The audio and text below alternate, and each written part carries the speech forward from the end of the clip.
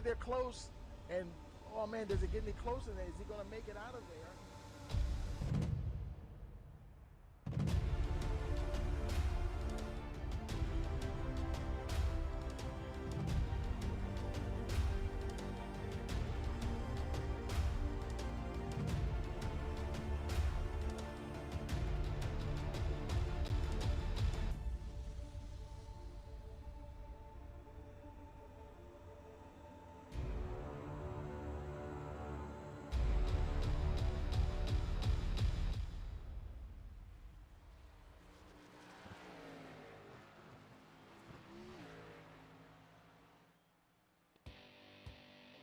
Hello, race fans, and welcome once again to the North American iRacing Stock Car Challenge. Here we are, Season 1 in the playoffs.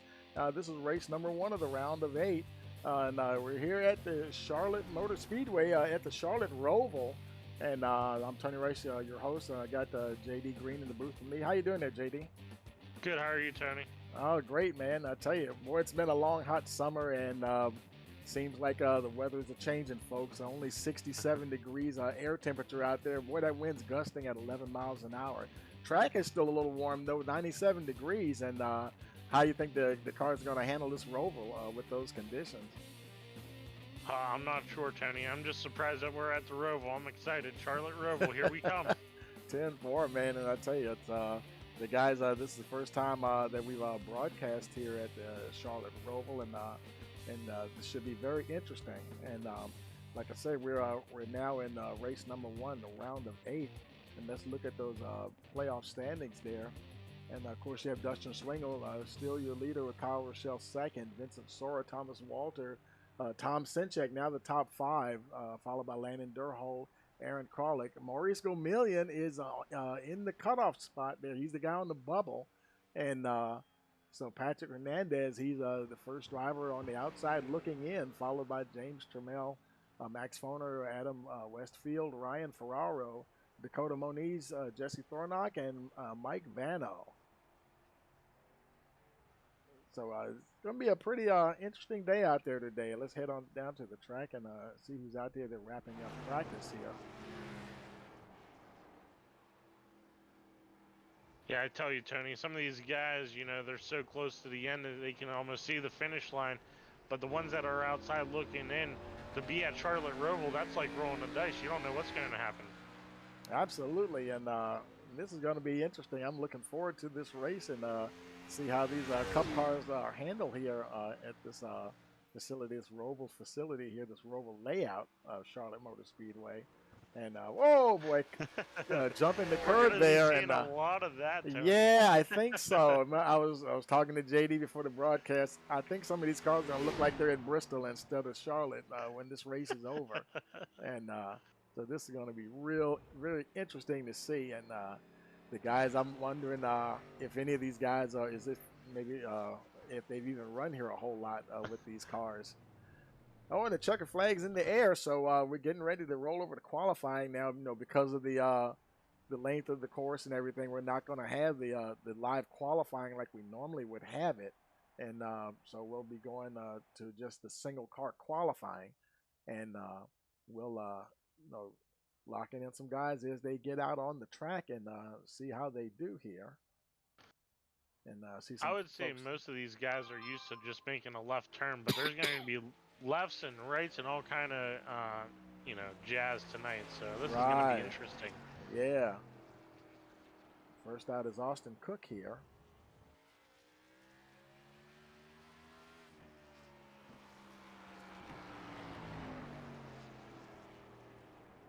We'll follow him around the track here.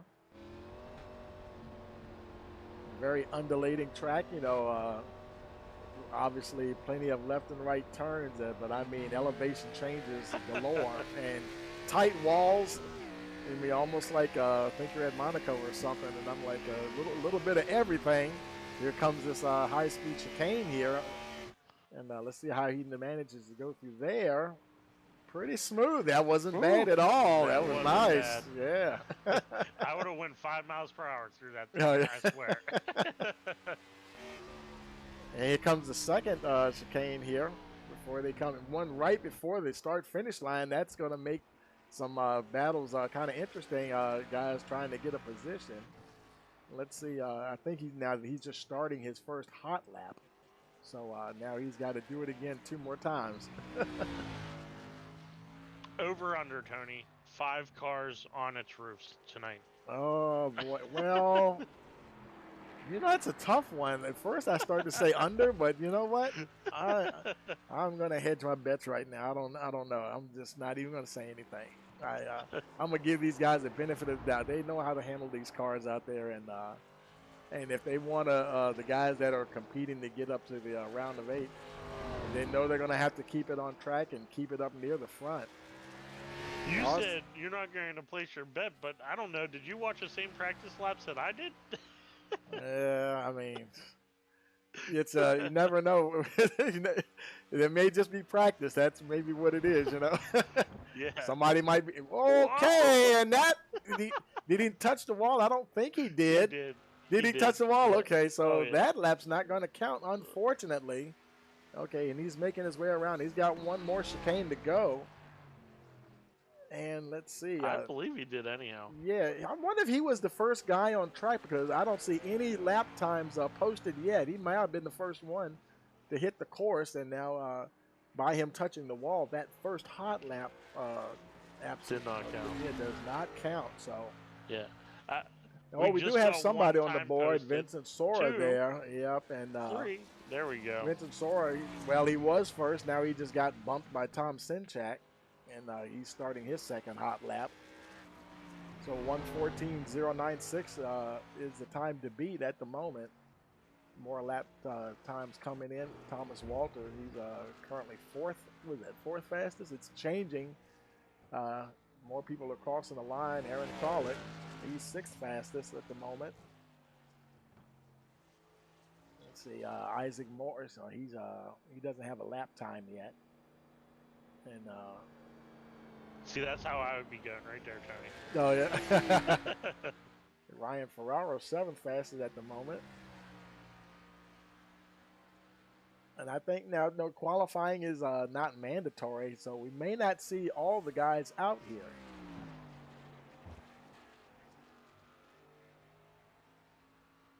And it looks like we only have, we got 16 cars in the field, but okay, Adam Westfield, is he not on track? I don't see his car out there. Let's go back to someone else. There we go. Take it live. We're showing several. There's about 5 guys down the bottom there that are, I don't know if they're not connected or maybe they're just sitting in the pits. They're not even going to bother to qualify here.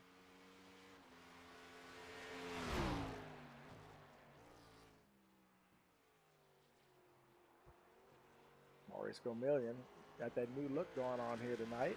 New Valvoline colors, not the traditional colors. Currently 3rd fastest.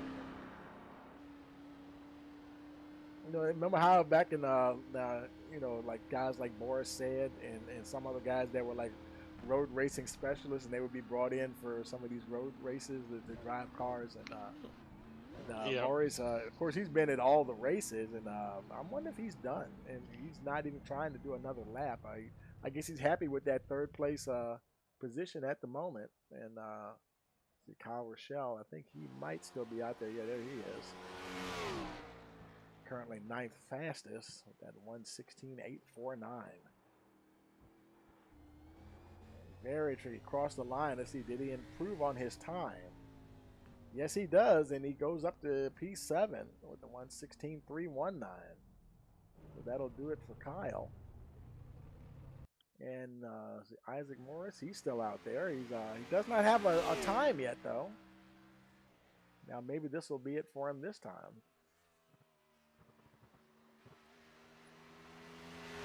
That's a very smooth transition right there through the corner. Yeah, I think it's that second chicane that kind of gets a little crazy. Let's see how he deals with it this time. he went through there a little better than the time I saw him do that in practice. So at least he should have a time on the board. Oh, and he gets a Oh, full position. how about that, man? He calmed down a little bit and got in there. He knew he was quick. 112.653. How about Sometimes they that, say man? slow down to speed up, Oh, and that's definitely. the truth Yes. there. Yes. Sometimes slower is faster for sure. And let's see. I think let's look at the old clock on the wall there. And is the time running down? No, we still have a few minutes to go. But that I don't see anybody else coming out. So we just may be have seen all of the qualifying that we're going to see because it does take over a minute to put up a lap. If somebody were to come out now, they'd have to go all the way around just to start a hot lap, and now they've got less than 4 minutes to do so. So I think we're kind of winding this thing down. So we're gonna take a very quick break, and we will be right back with you. And you're watching North American iRacing Stock Car Challenge. We are back at North Wilkesboro, North Carolina, where the field is rolling out for the start of today's 400-lap race on this .625-mile racetrack. And just as the field comes around turn number 4, the sunshine peeks through, helping warm things here. Bill Elliott leads him down. Benny Parsons on the outside. The green flag flies, and the first Union 400 Winston Cup race from North Wilkesboro is underway. Everybody nicely through turns number 1 and 2 as Bill Elliott has the lead, and Dale Earnhardt has jumped into second position, followed by Benny Parsons and Bobby Allison.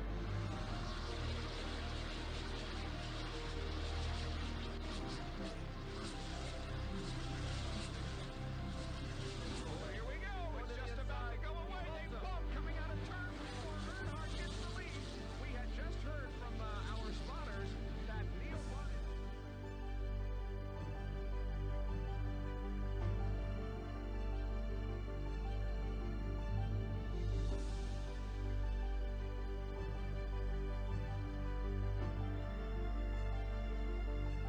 Dale Earnhardt is on his last lap. This will be his 24th career win. Dale Earnhardt wins the first Union 400 at North Wilkesboro.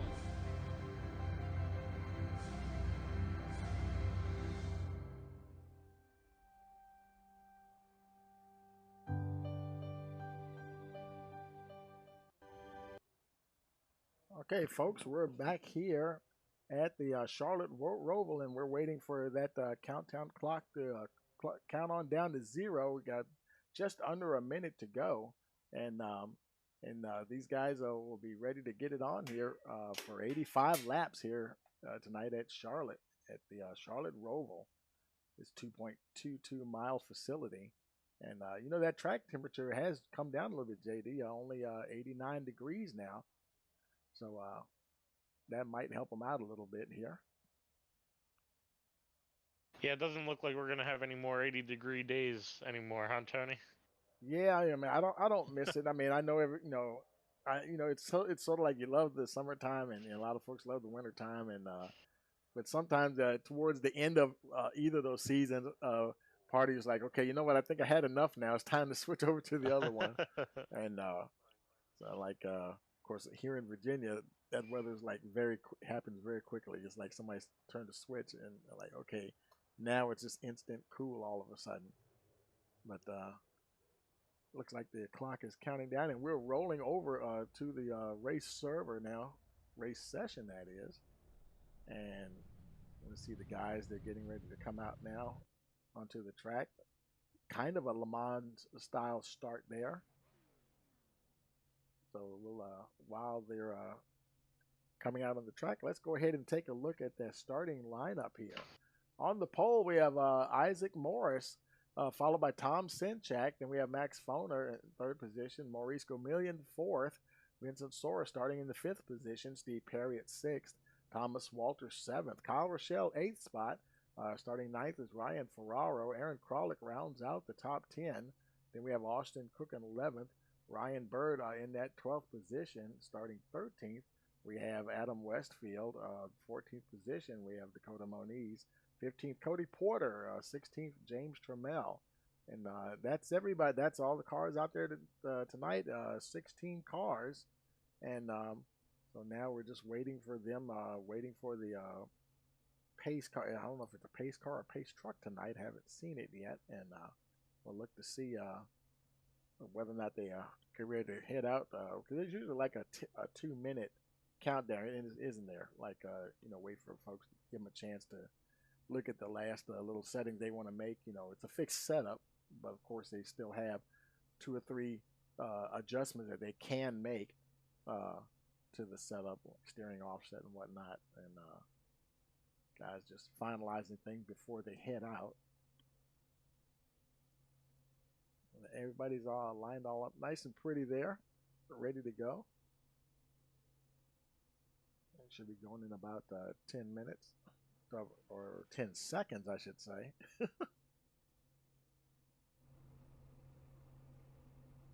Isaac Morris in that 48 car, LMC gear machine.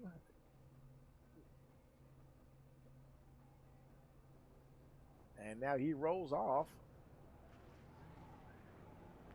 And we do have a pace truck tonight.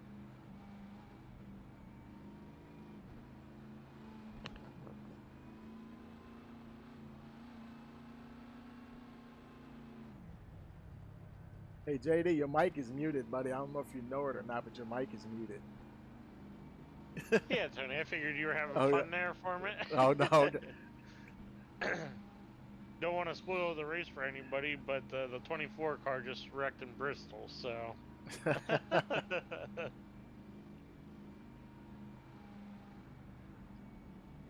Boy, that's a pretty paint job on that 48 machine.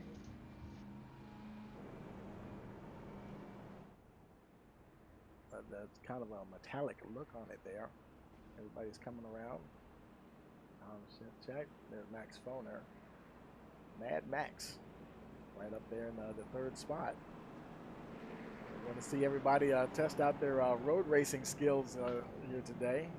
Haven't been to a road race in a while. The only other one that we've been to is like Watkins Glen or out in California. What's the name of the track out there that I'm thinking about?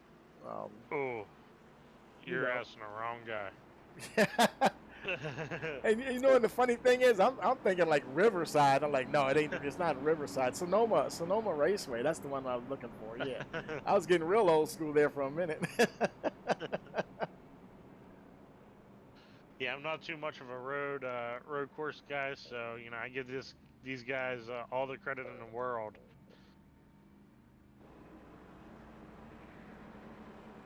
That's in there. Normally they they're double file, but this is kind of gonna be a little bit of a strange start, especially with that chicane right near the start finish line, and they're going to be coming through there, a little bit of a log jam on that initial start. Boy, that's going to be interesting.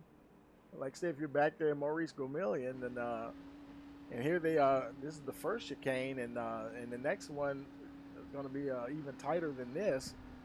They're almost going to have to be single file through there, you would think. Tony, I know we're about to see a lot of mayhem coming in about 45 seconds. I'm super excited. And they may have had a driver's meeting saying, okay, guys, that chicane's right down there before the start-finish line, so we gotta get a good start here. I can tell you the driver's meeting went kind of like this. Put on your seatbelts, we're about to go racing. Bumper to bumper to bumper. I think that's the pace truck's pulled in. Here we go. Going through that chicane. Up on a start. Oh, and he gassed it a little bit, and the green flag is out, and we're racing here at the Charlotte Roval. It looked like Isaac, he spun the tires just a little bit, but he got a very good getaway there. Tom Sinchak is still behind him, and they did a great job on that start. A-car trying to catch up to that 48 machine.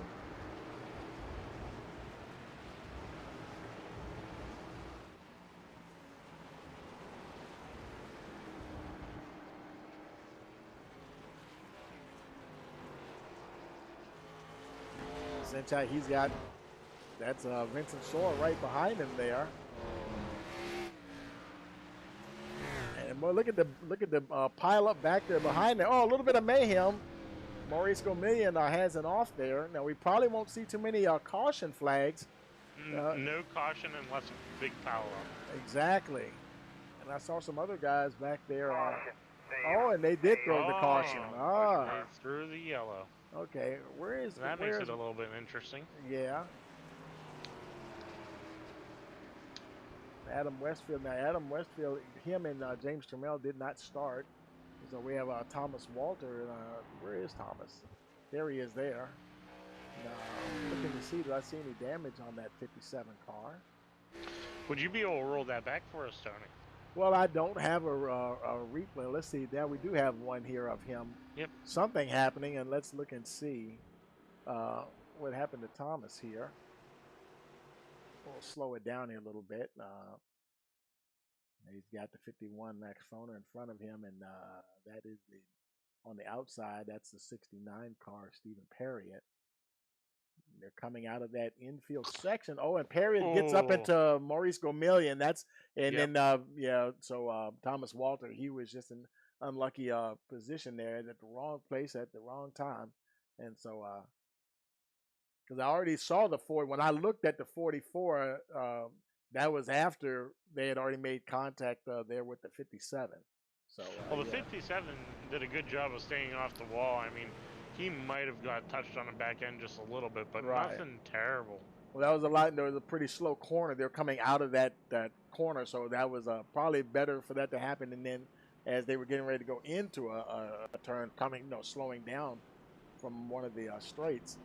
So Thomas Walter's car looking pretty good there here on this caution lap number 2 of 85.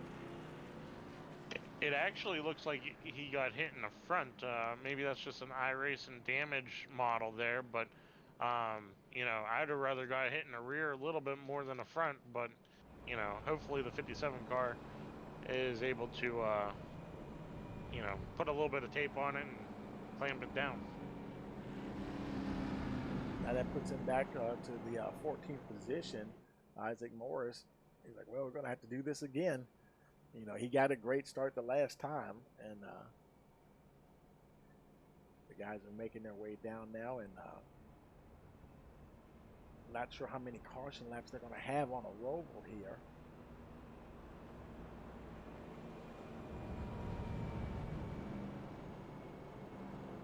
Vincent Sora in that 3rd position there. As we ride along here with the 14 car. Let's see if we can. You see Vincent? Let's bring him up here to the booth. I see him. He's right there. I'll bring him in. Hey, Vincent, Tony, you got a copy? Yeah, how are you, Tony? Pretty good, man. Hey, so tell us, how do you like this Charlotte Roval here? I really like it. I'm a big fan of road courses. I don't think I'm the fastest car tonight, but I'm just hoping for a good, solid finish to get some, more points to hopefully get into that final 4. 10-4, man. And is this your first time even running a Roval? Yeah, it is. Okay, and I guess, like you said, some guys probably more road course than others. And so, yeah, good luck, though, man. And I'll put you back down to the channel. Not sure if you're getting ready to go green or not, but we'll put you back up there, and we'll talk to you later. All right, thanks, Tony. That's Vincent Sora getting ready to go back to work here in that 3rd position. And it looks like the lights are out on the pace truck, so we will be going green next time around. And that'll be lap 4 of the restart. Now I'm wondering, I have no idea if that was just an automatic iRacing caution that was thrown, or whether they have an admin manually throwing the cautions if they deem it necessary. I think it's an admin throwing the cautions tonight, Tony, is what I heard. Oh, okay. They turned off all cautions except for admin pile-ups. Right, okay. They're making their way out of the infield section down towards the first of the 2 chicanes.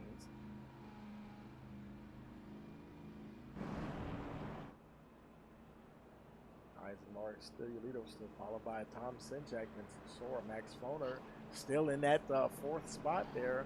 Kyle Rochelle and Aaron Kralik. All of the top runners are still there. Ryan Bird in that seventh spot. Ryan Ferraro eighth. And then we have Austin Cook and Cody Porter starting in the 10th position. Well, restarting in the 10th position, followed by Dakota Moniz and Thomas Walter. Shotgun on the field. And there's Aaron Kralik blinking again. He seems to do fine once they get going, though.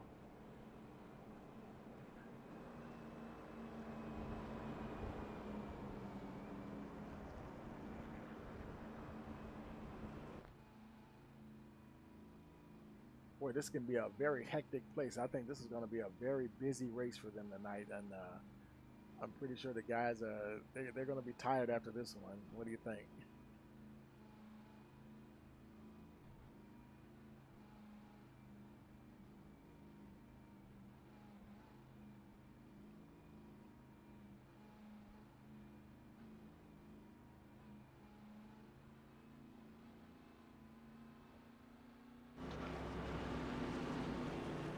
Okay, here's the last. Green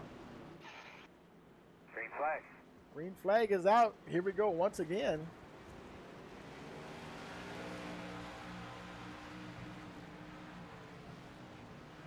That 48 definitely knows what he's doing, Tony. He's going in and out of those corners pretty fast. He already got a big jump on his pack. Oh yeah, like I said, some of these guys. I was asking you earlier what you thought about that because it's. Some of these guys probably clearly got some road course experience and even like road courses like Vincent said he likes it. But Isaac Morris likes it a whole lot because, I mean, he is like almost a second and a half ahead of second place Vince Sora, who's gotten around Tom Sinchak, and that's always a good thing there.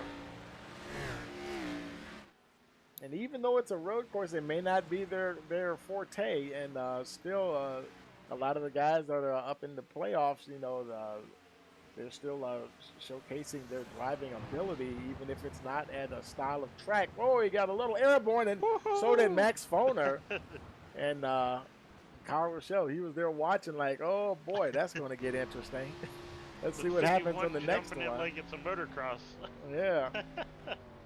They break it on down for that last chicane. I think they know they really got to take it easy through there because that could end badly. Looks like Sintek up there is starting to put a little pressure on Vincent Sora. Matter of fact, he got by Sora back into that second position.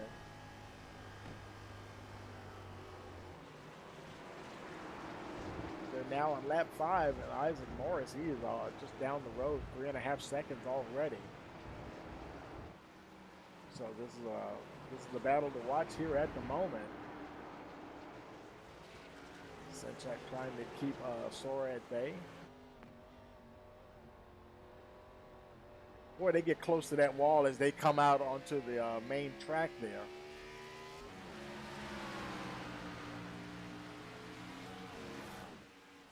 Max Foner, he's starting to fall back now just a little bit as these two go down to the first chicane. I think everybody's got it figured out now. We got to, slow and steady through that second one to finish off that lap.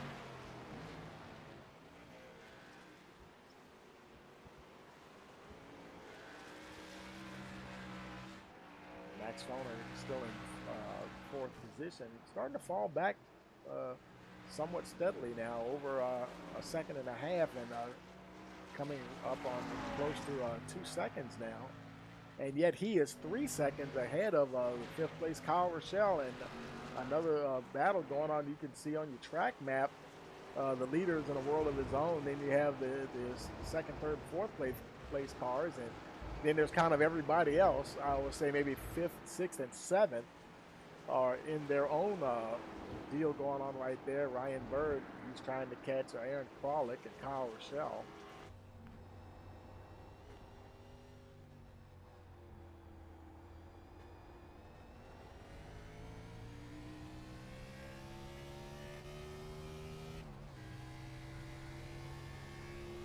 Making his way around now to the first chicane.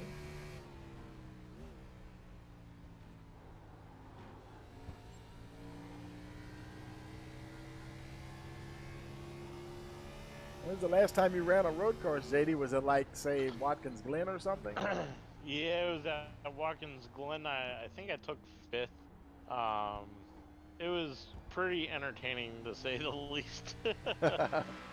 You know, I feel like Watkins Glen is a lot easier than Charlotte Roval, though.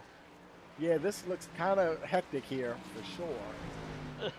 And Watkins Glen's a bit more sweeping, and when you get into that infield section, and that can be quite tricky there, you know, because there's a lot of off-camber turns here as well, so you don't have any banking helping you, and so you really got to have some good car control through here. I just seen that the number 1 car, Dakota Moniz, crashed out. Did he crash? Okay. Yeah. Would we be able to rewind that and see what happened there? Happened to Dakota there. He's all by himself there. It might have been something might have happened in the chicane here. Let's see. Oh, yep.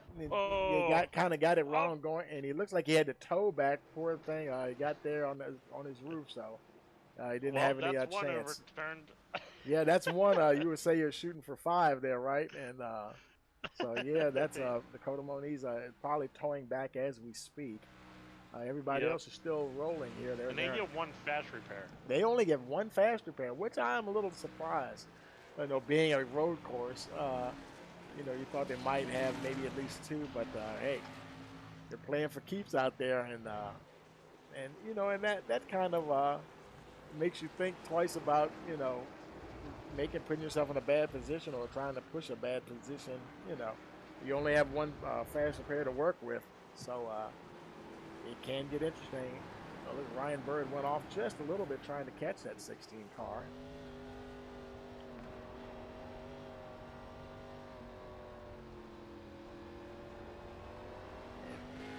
Some of it looks sort of like they're just tiptoeing out of that infield as they come out of that infield section. It's almost like they're just tiptoeing out of there. Making our way down to the first chicane. It's all about, you know, if you hit those rumble strips just right and don't catapult yourself into the air, you know, you can transition through there well. Here he comes through the second one. It's a lot. The other one, I wouldn't say that you can straight line it. I wouldn't say that at all, but it's probably you know, easier kind of to do that. Let's look back up further to the front here. There's Max Foner, and he's got plenty of a gap between himself and the leaders and the car behind him. About 5 seconds ahead of Aaron Kralik, but then he's almost 7 seconds behind Vincent Sora, so he is comfortably in that 4th spot.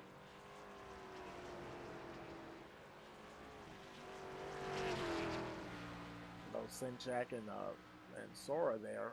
He's well over a second now from the 14 car. But they're turning some good laps. Got a little airborne there that time coming out of that first chicane.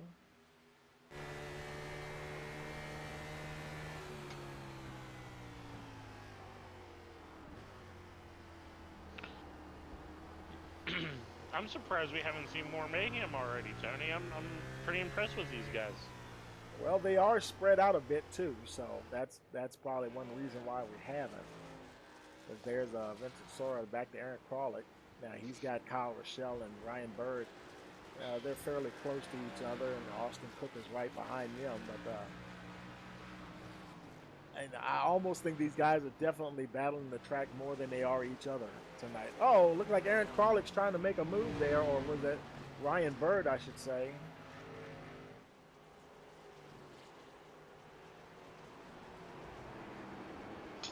Aaron Kralik's starting to put a gap between him and the 58 car to the tune of 2 seconds there. Yeah, those couple cars there are pretty close combined. I'm going to see how that battle falls apart. Yeah, that'll be the 21 of Kyle Rochelle from Austin Cook and Maurice Chameleon. Maurice, he was up there right at the front there when the race started. And but now he's back in the 9th spot. And I believe, where's Thomas Walter? Because, he had got caught up in all of that and started shotgun on the restart. And so he's still running in 11th position. He's only 2 seconds behind Perriott. I think you could just see him there in the distance. But got a bit of work to do to get up towards the front. Now we're here with your leader, Isaac Morris. That lead is up to 5 seconds. It seems to be stabilizing a little bit here, around 5.5 seconds.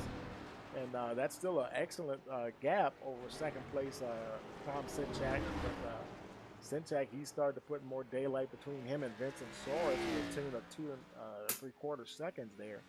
And but he is slowly winding Morris in. Now it's slightly less than 5.5 seconds, now just about 5 seconds. And getting into a sort of a rhythm, if you will, and getting his feet up under him in that 8 machine and powering along right away to see if he can catch that 48 car.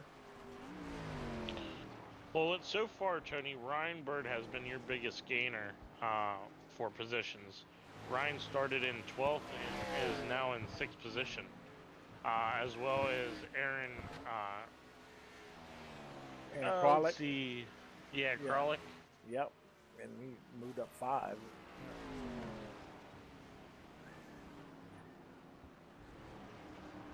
Of course, we talked about Maurice Chameleon. He lost 4 positions there. He started up inside the top 5. But he's hanging in there so far. He's still rolling good in that 8th spot.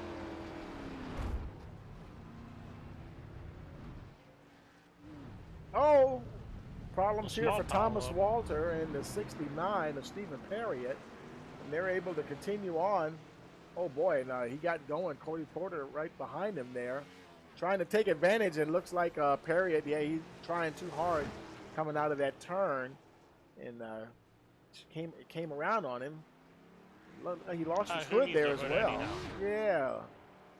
Let's see. That was all on lap 12. Let's go back and see if we can see what happened there. There's Perriott right behind the 17 car. Austin Cook, he goes by Cook. Oh, and that's where, he just went right into the wall, and Walter almost followed him right in there too. So, yeah, that's what happened there. Take it back live.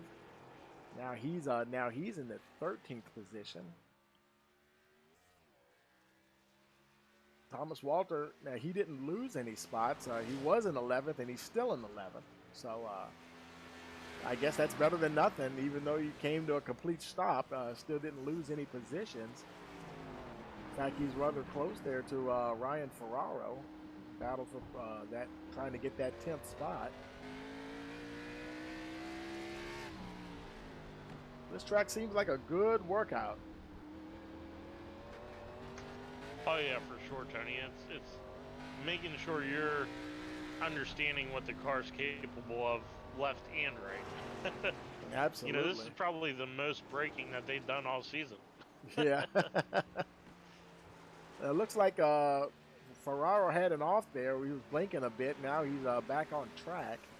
Looked like he lost a couple of positions there, down to the 12th spot, allowing both Thomas Walter and Cody Porter through. Yeah, and some of these guys are probably just hanging on for dear life. He's having a bit of a connection issue. Behind him is Stephen Perriott. And Perriott, he's able to continue. He just wanted to see what the motor was doing during the race. That's all, Tony. Yeah. Give you that aerial view. Yeah. Dakota Moniz, I guess he's still on pit road, 7 laps down. I guess maybe he's not coming back out, or I'm wondering if he wasn't involved in anything else that I can see. So I'm wondering if he did not have his fast repair clicked. Yeah, well, the car doesn't even look that damaged. I wonder if it just takes a No. while for him to tow back at a road course. Maybe. Man, it may be like 2 or 3 minutes or something. That could be terrible for the one car. Because he's still sitting there waiting for things to happen. Meanwhile, there's Aaron Kralik in the 5th spot. Well, he's got Bird right behind him, and he's trying to put the pressure on, and he's going to get by him as they come out of the infield there. Ryan Bird up to the 5th spot, puts Kralik back to 6th.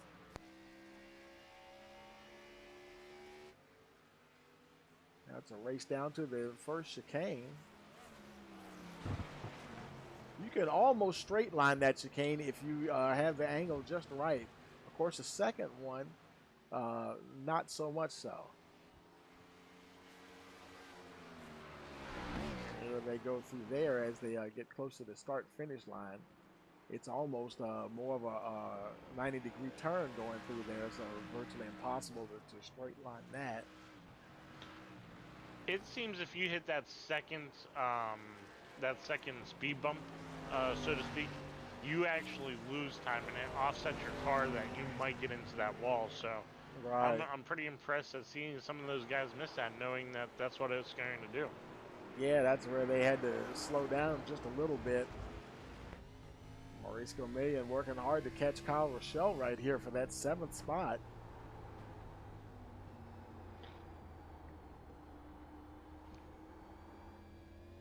It looks like they got Aaron Kralik right in front of them as they ease their way through that last section of the infield and try to get the power down as soon as they can without spinning it.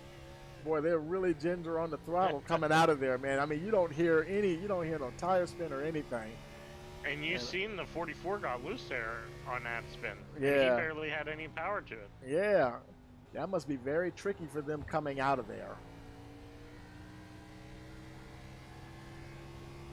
Let's see what happens as they get down to this second chicane here, right before the end of the lap. They're both closing in on Aaron Kralik. They're right in front of them in that Tide machine. They all got through there pretty good. Now And the 7 car got into the wall. Oh, he did? Or, I'm sorry, the 21. The 21 got into the wall. Yeah. Yep. Trying to keep that 44 behind, trying everything he can. Oh, he closed up a lot there. Starting to feel a pressure from Maurice Gomillion.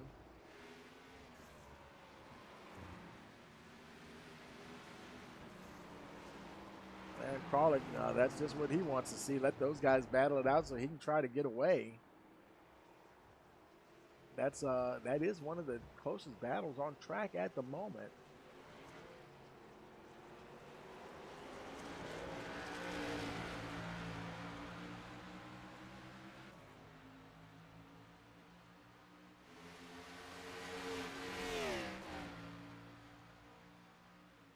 Let's go back to Thomas Walter here, and he's still rolling along in 10th spot. He's getting fairly close to Austin Cook there, trying to get that 9th spot. So he was in 11th. He picked up 1 spot, I believe. When who was it? Was it? I just heard somebody hit the wall. Don't know who it was. Yeah, the 17 hit the it wall. It was at 17. On the Okay, right, and Austin Cook there now. So that's one more position for Thomas Walter now, slowly making his way up through the field after getting caught up in that early caution and falling back to the back of the pack. Now trying to get into his rhythm here. Let's see if he can catch up with these guys.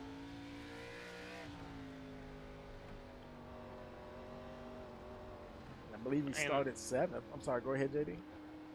The 12 car seems like he's losing a little bit of time, almost about to be lapped by Morse, the 48.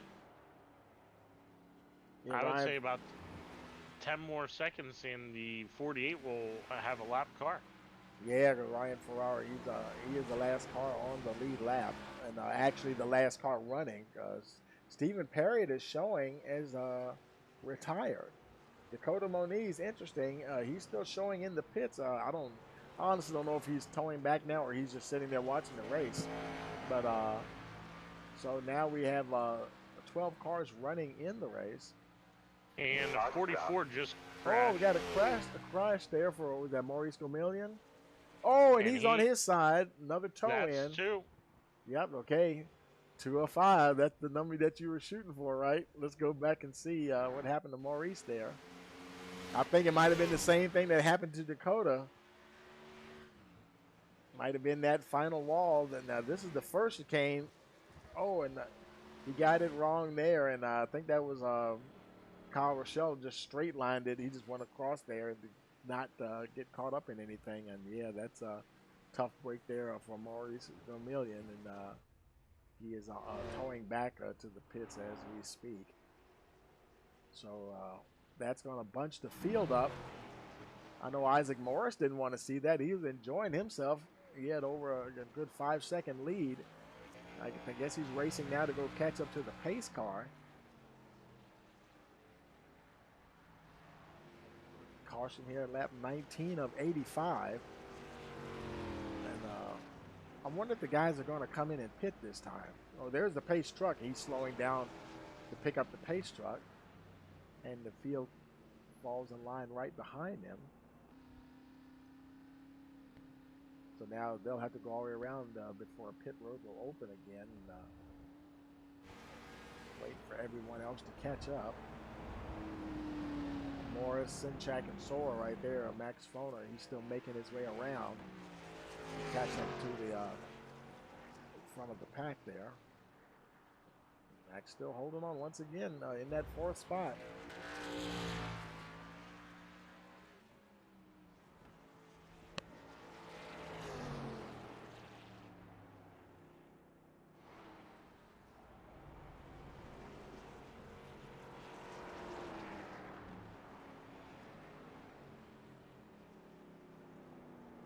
Like he's finally caught them there. There he is. And now he's waiting for, I guess, because the guys got so spread out. Here comes the rest of the field. Who is that? That's Bird coming up behind them. Aaron Kralik also falling in line. It took almost a whole lap for everybody. Took at least half the lap for most of the field to catch up. Where's Ryan Ferraro? There, wow, you can see the field. He's still in the infield section there, trying to make his way out. Well, gave the 48 car a nice little break, but the 12 car is going to get the green whenever he gets there. Yeah, but I mean, it might. I don't. Is the lights out on the pace car, or are the pits going to be open? Let's see here. Yeah, the lights are still on the pace truck because they do have to have an opportunity to pit. I'm thinking the pit road's going to be open this time around, and we'll see if anybody comes in. As they make their way now around what would be turns 3 and 4, I believe, on the regular track. There's definitely going to be cars pitting in, Tony. I heard some of the conversation over the radio. My tires are terrible. I needed that caution. Yeah. And like you said a second ago, boy, I tell you, Ryan Ferraro was breathing a sigh of relief. It was like, because, I mean, that the leader was coming. And there they go, down on the pit road.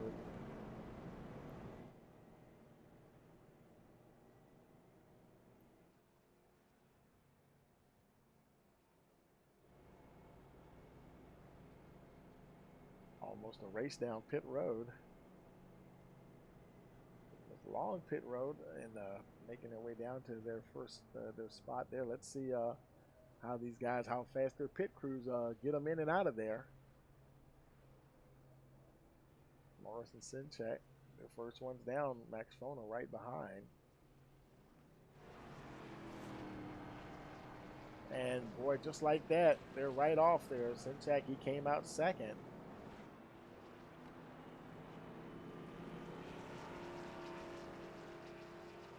Everybody made it in and out, and they're continuing on.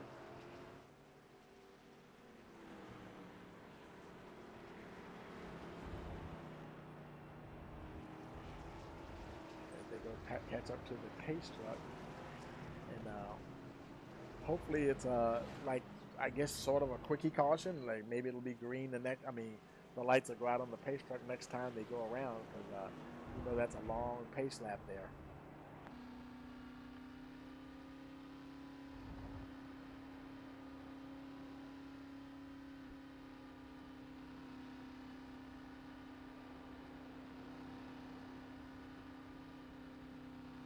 I'm showing the lights are off there, Tony. Yep, so they will be going green this next time around.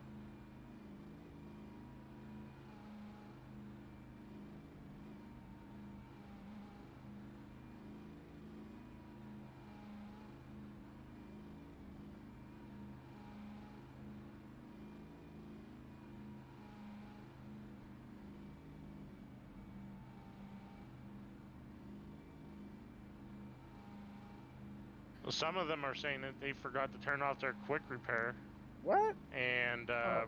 accidentally used it, so we might not have a few Oh, cars if they man. don't be careful. Wow. Rookie mistakes out there today, Tony. Yeah, I mean, I'm kind of I mean, because you know, isn't that a default setting to have it checked? And because a lot of time you hear Yep. folks say, don't forget to uncheck, because you can go in your Yep. INI file and manually change that so that you have to. I mean, I guess I get it. If they're in a wreck, they may forget to turn it on, and that can be just as bad or worse when you really need it, and then you basically you might end up being stuck for the rest of the race if you don't turn it on. And the 48 is a lucky dog.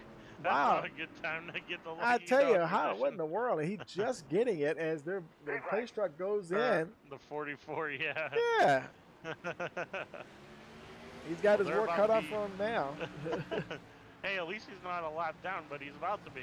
Yeah. Well, he did qualify fourth, so I guess it'll be interesting to see.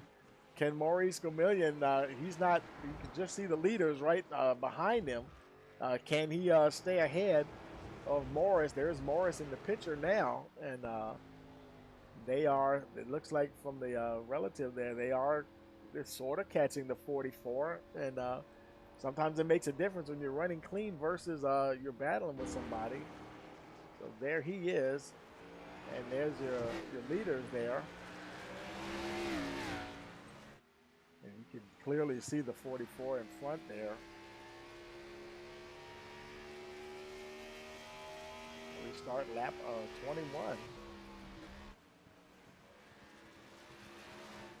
Oh, Sinchak really got airborne that time. He go airborne. That was a good example of Morris. He got right on just the edge of that curbing, just right, and Sinchak just a little bit too much.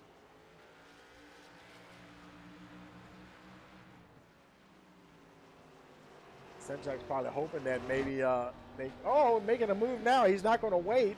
I was going to say, see what happens when they catch the 44, and I thought he was going to make that pass and wasn't able to make it stick. Tried the outside. 60 cars into the wall. 60 car. Looks like he's still rolling. We'll go back to Sinchak here, and they're battling hard for that lead. He cannot seem to get around that 48. They have not caught the 44 yet, and I was going to say, I was hoping that maybe the leader there, Morris, might be a little occupied getting around the 44. See if he can capitalize on that.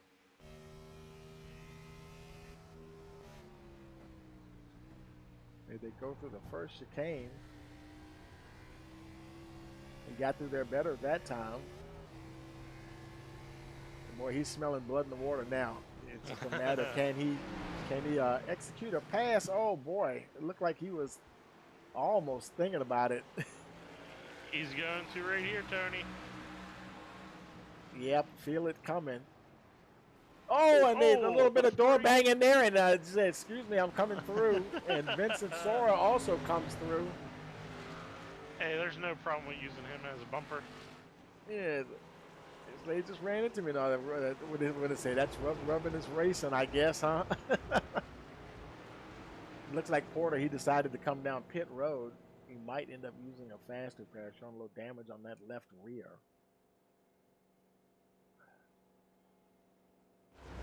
Tom Sinchak, now your leader. It sounds like the 48 really gave some choice words to the 8 car there. I don't know voices that well, but I'm only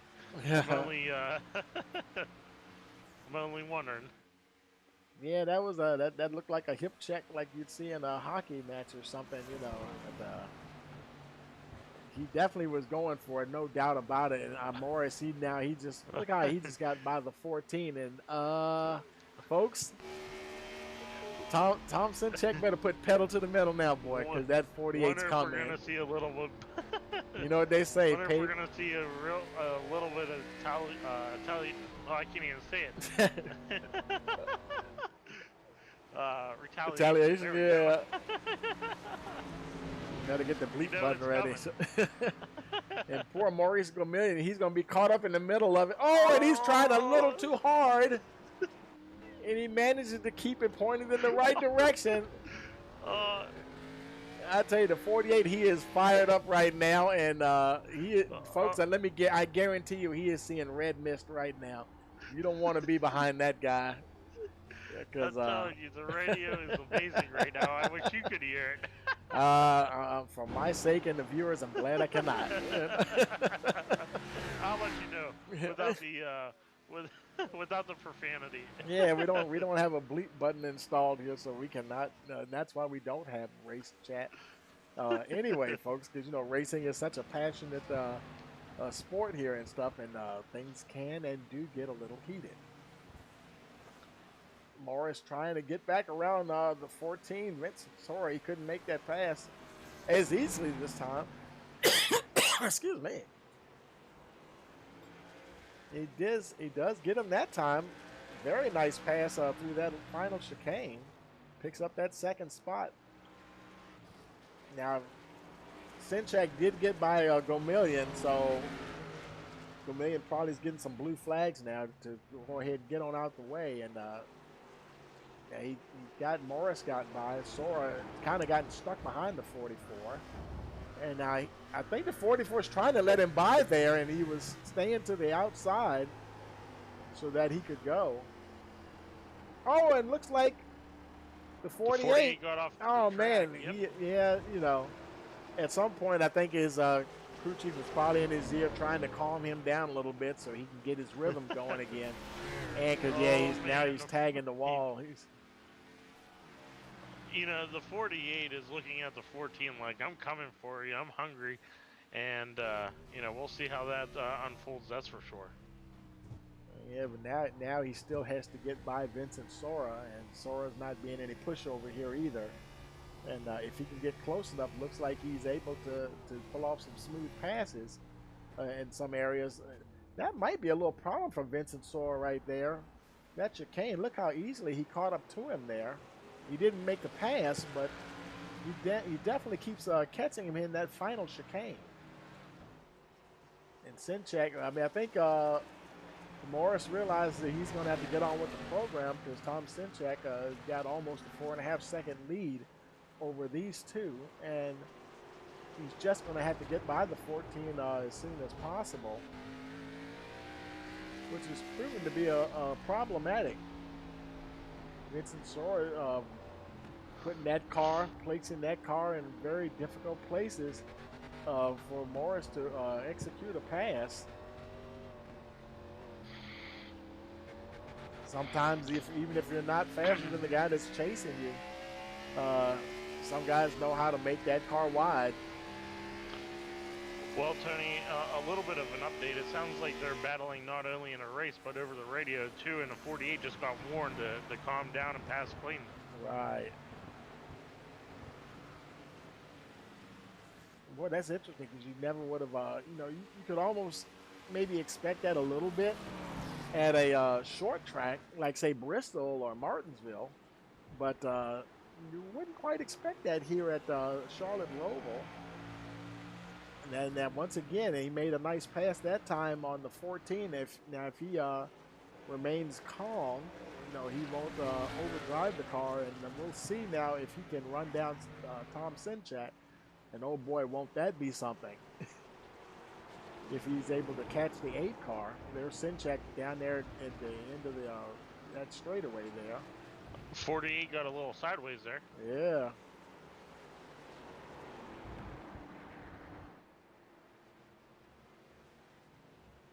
Vincent Sora hasn't quite lost ground to him just yet. trying to hold on. Getting super close to that outside wall as they come out of the infield. Now lap 27 of 85.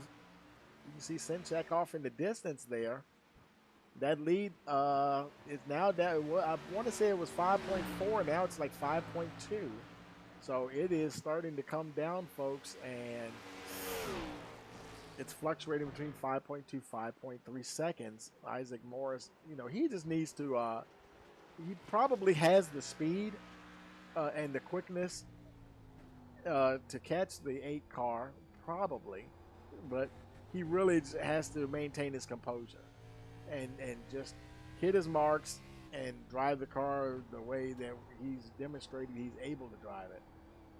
Because, you know, all that you know, going off and just really driving off the handle there, you know, probably killing those tires too, I would think.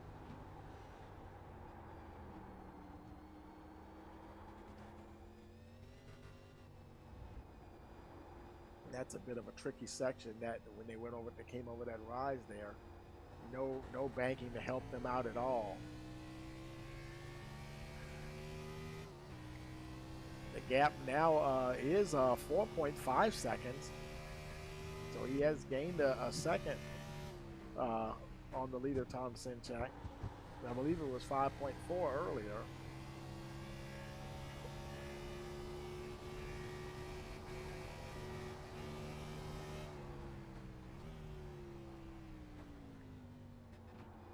You can see in the relative there, he's like just about 4 seconds behind now.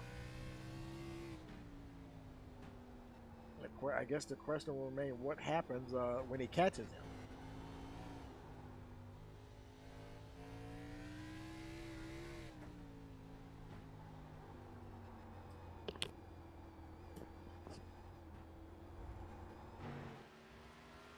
Tom Sinchak is right there.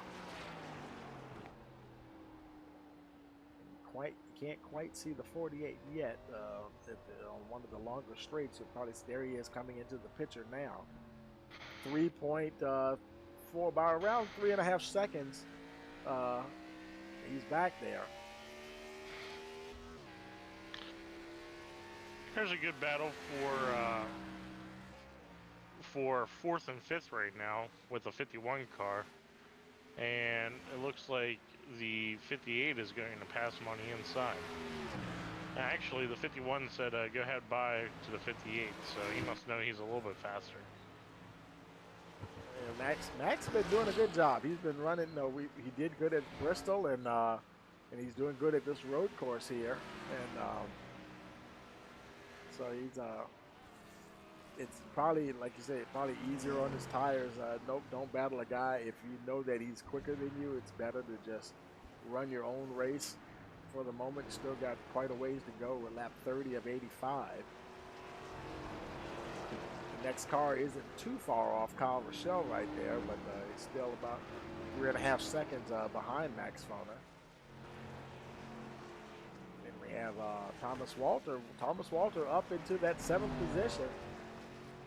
He got knocked to the back of the field at the beginning, but he is slowly making his way through the field.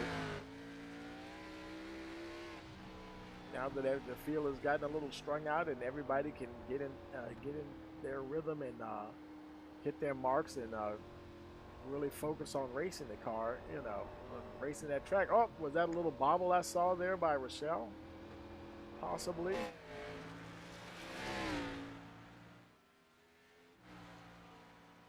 The gap is only 1.6 seconds, now about 1.57. Walter could be closing in. Morris, he's unable to really gain. Look like he's oh, what's going on? Okay, that was closer than I thought. Look at here, folks. Wow. Boy, that lead just went away. It was 4 seconds. Where did the 4 seconds go? Good grief. Well, and I guess 4 seconds goes pretty quick whenever one car is almost sideways, Tony. Man, good grief. And he's back up there now. That's interesting that he got by Sinchak so easily and kind of powering away, because Sinchak did catch him fair and square when he made that pass in the first place, didn't he? Yep. 'Cause I don't think it was anything like he had spun and Sinchak got by. No.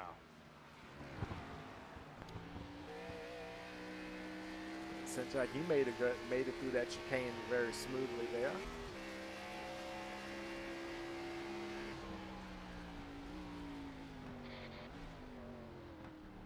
I don't think this is over between the 48 and the 8, and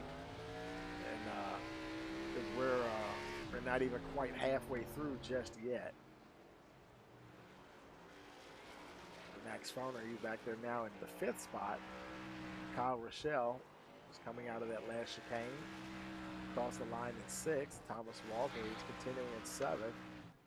Aaron Crawlett having a somewhat quiet day here. He's 5 seconds behind Walter in that 8th position, but 15 seconds ahead of the 17 Austin Cook, who actually has a little bit of a battle going on here with Ryan Ferraro in that 12 machine.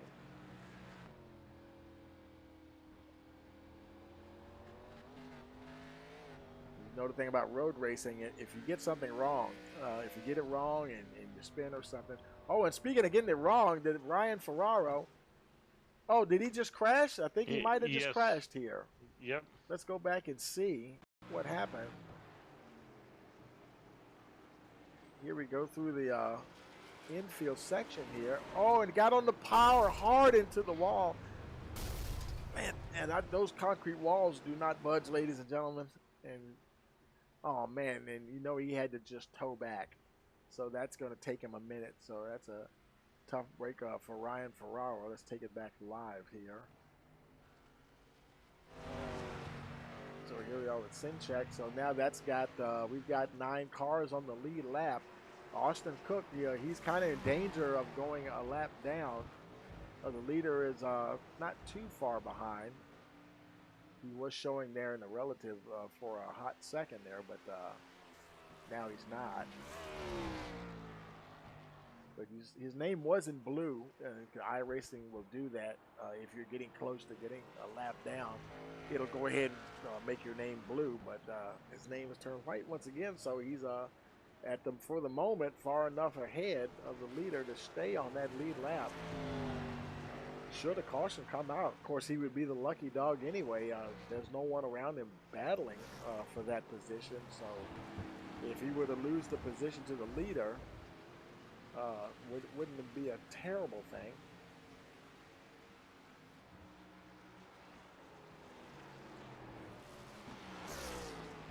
Vincent Sora trying to hang on to that 8 car, Tom Sinchak. Boy, I tell you, man, this is such a workout for these guys tonight. Yeah, they're definitely not used to this, I'm sure. I agree with you. I think this is a bit more strenuous than Watkins Glen for sure. Oh yeah, 100%. We're not even halfway through the race yet, too. Right, yeah. Somebody's hands are going to feel like Jell-O when this is all over with. You know, I think this is a pretty long race for, for a road course. 85 laps. Yeah. I was just trying to think, how many laps would you normally do, like say at Watkins Glen? And, well, I know we only did 20. Uh-huh. So.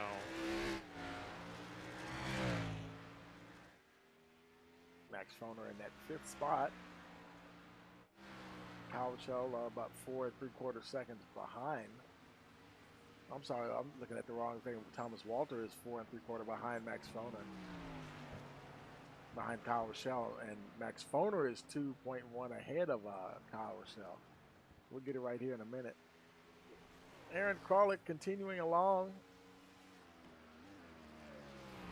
No pressure whatsoever. Tom Sinchak, he's staying ahead of Vincent Sora pretty well. Ryan Bird he's not having any pressure now at all from the 51 of Max Fona. See, where's Maurice Comedian at?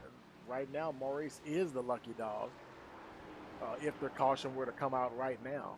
So he would love that. I don't know if you call it too lucky whenever they let you go right before the race starts. Yeah.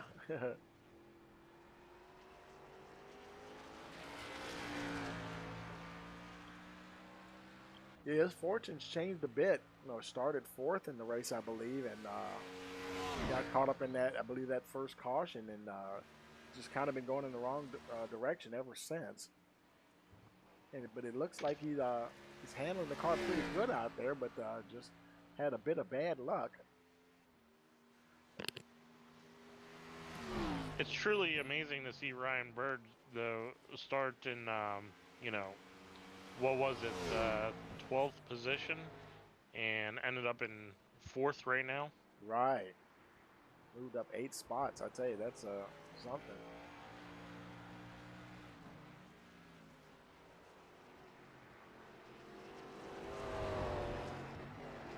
Max Fona there. Max Fona running there in 5th. Getting a little closer to Bird there now. Thinking about maybe can I get that 4th position. Kyle Rochelle isn't too far behind either.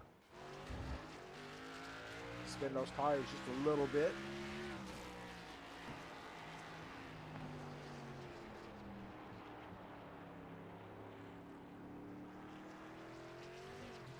Can we send it to the blimp view, Tony, just to see the magnitude of the map here? Well, I don't. That's not going to be that. Yeah, my camera isn't set up for a super wide angle at this track. What did you want to see? Just a big aerial view of the whole entire map, just to show the viewers out there the magnitude of like how large it is and what the racers have to go through. But oh, absolutely. Well, we can do that because for the most part, everything is pretty status quo at the moment.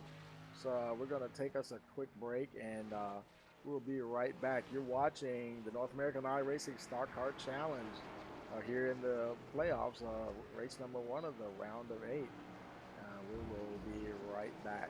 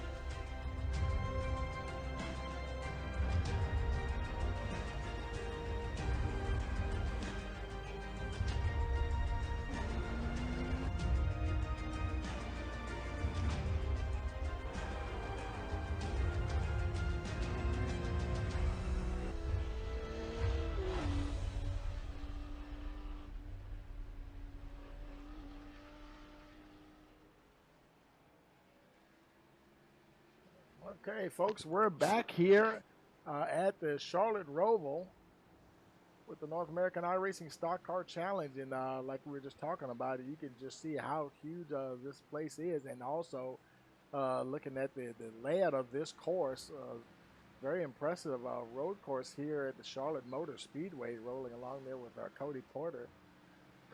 Porter had stopped, did a green flag pit stop. And, of course, he's several laps down at the moment. I tell you, it looks like you're just looking almost like at a highway. The cars on the highway, as Yep. big as that course is, making his way now. I believe he's going through what we turns 1 and 2, and here he is coming down to the first chicane. That's the one that we'll see, guys. Kind of, you can see how almost easy it is to straight line that, and then make his way through turns 3 and 4.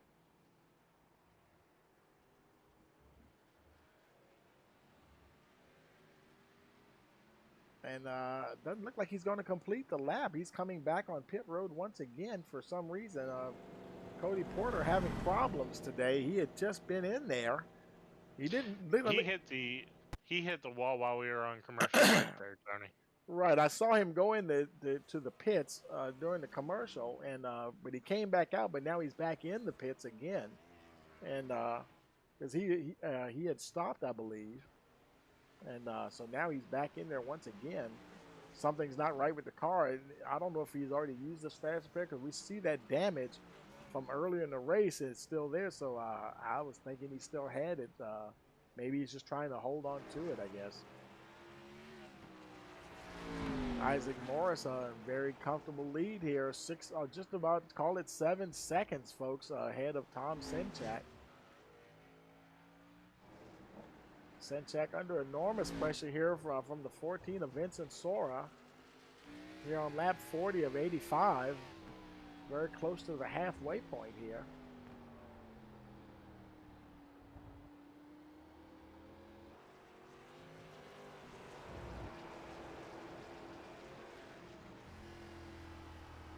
And they make their way out of the infield. That's the closest I've seen Vincent Sora to Senchak there in a while. And not having a really long run. That'll be interesting to see how these tires hold up, and who can turn some good laps on tires as they really start to show some damage here.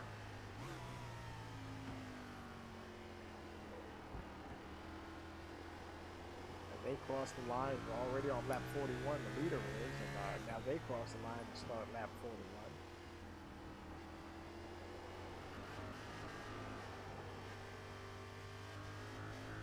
Looks like he may be getting through the infield section a little better than Senchak, because he does get a bit closer. Yeah, the 8 car got loose as well. Oh, he really closed up on him that time.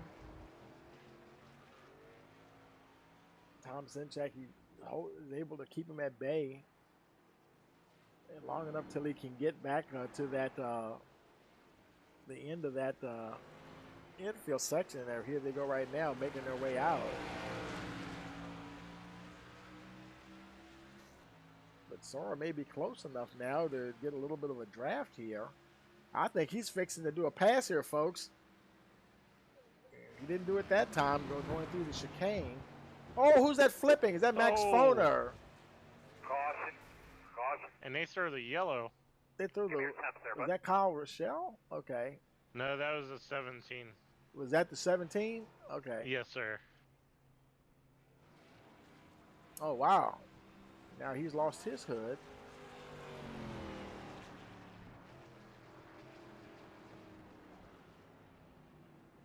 Here we are, lap 42. That may be just what Senchak and Sora needed. That didn't even show up in my accident report here, so I don't have anything to lock on there to see him going flipping, but we just did catch the end of that. Whoops. My bad. And they've caught up to the pace car, or pace truck.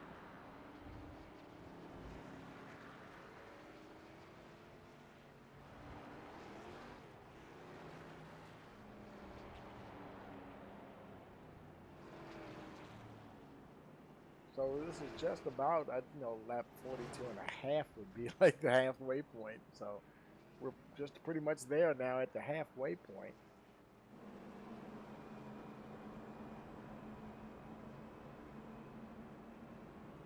Pretty sure some of these guys will be coming in for some fresh Goodyears.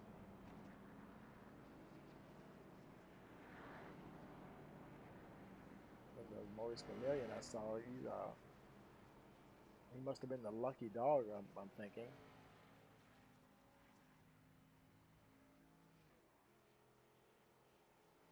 So he will come all the way around as the rest of the field bunches up behind the pace truck. They make their procession their way down the back stretch of the Charlotte Motor Speedway through that chicane, approaching pit road right before the final chicane.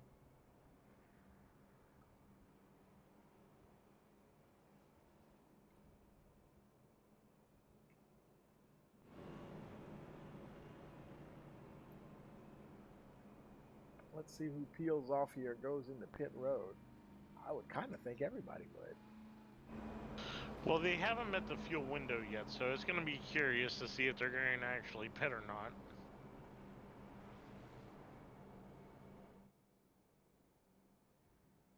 Well, if they're going to go up, there they are. Looks like they are going to go. Looks like pretty much everybody's coming down pit road. Morris, Sinchak, Sora, Ryan Bird, followed by Max Foner, Thomas Walter, Kyle Rochelle, and Aaron Krolick, making their way down to their pit stalls.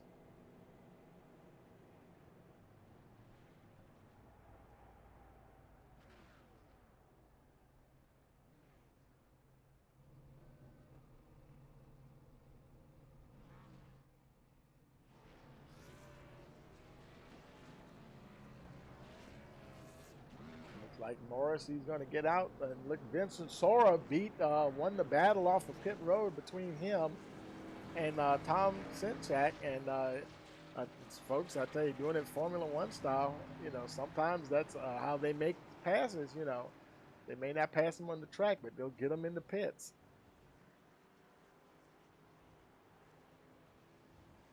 Sinchak did come out in third.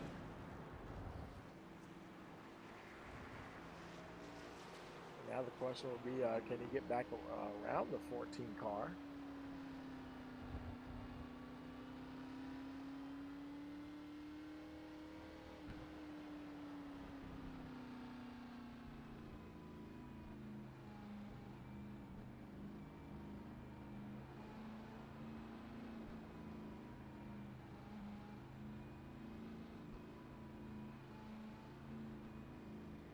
Got any fun facts for us tonight, JD? Tony, I didn't look any up. That's a good point. I totally forgot we were having some issues with my computer earlier. Oh, okay, yeah. Let's see if we got any tonight. Morris Chameleon, he's still on pit road. Oh, he probably came in the pit after he got that lucky dog.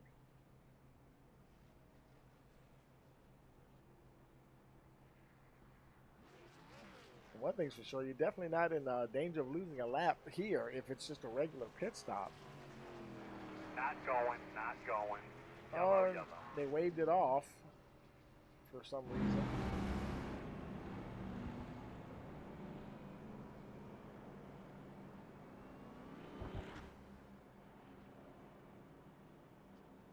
So Isaac Morris, Vincent Sora second, Tom Sinchak third, followed by the 58 of Ryan Bird. Thomas Walter up now into that fifth position. Boy, Thomas, let's get him on the horn here. We're just slowly making his way up there too. Let's see, where did I see him there, Thomas? Hey, Thomas, Tony in the booth, you got a copy.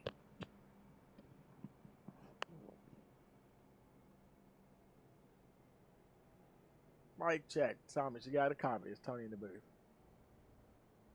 His mic's not muted. He may be having some problems there, trying to get to it. But we'll put him back down to the to his channel down there.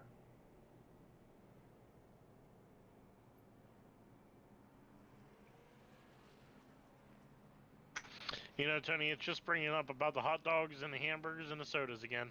Oh. So, no, no, no new fun facts this week. Right, okay.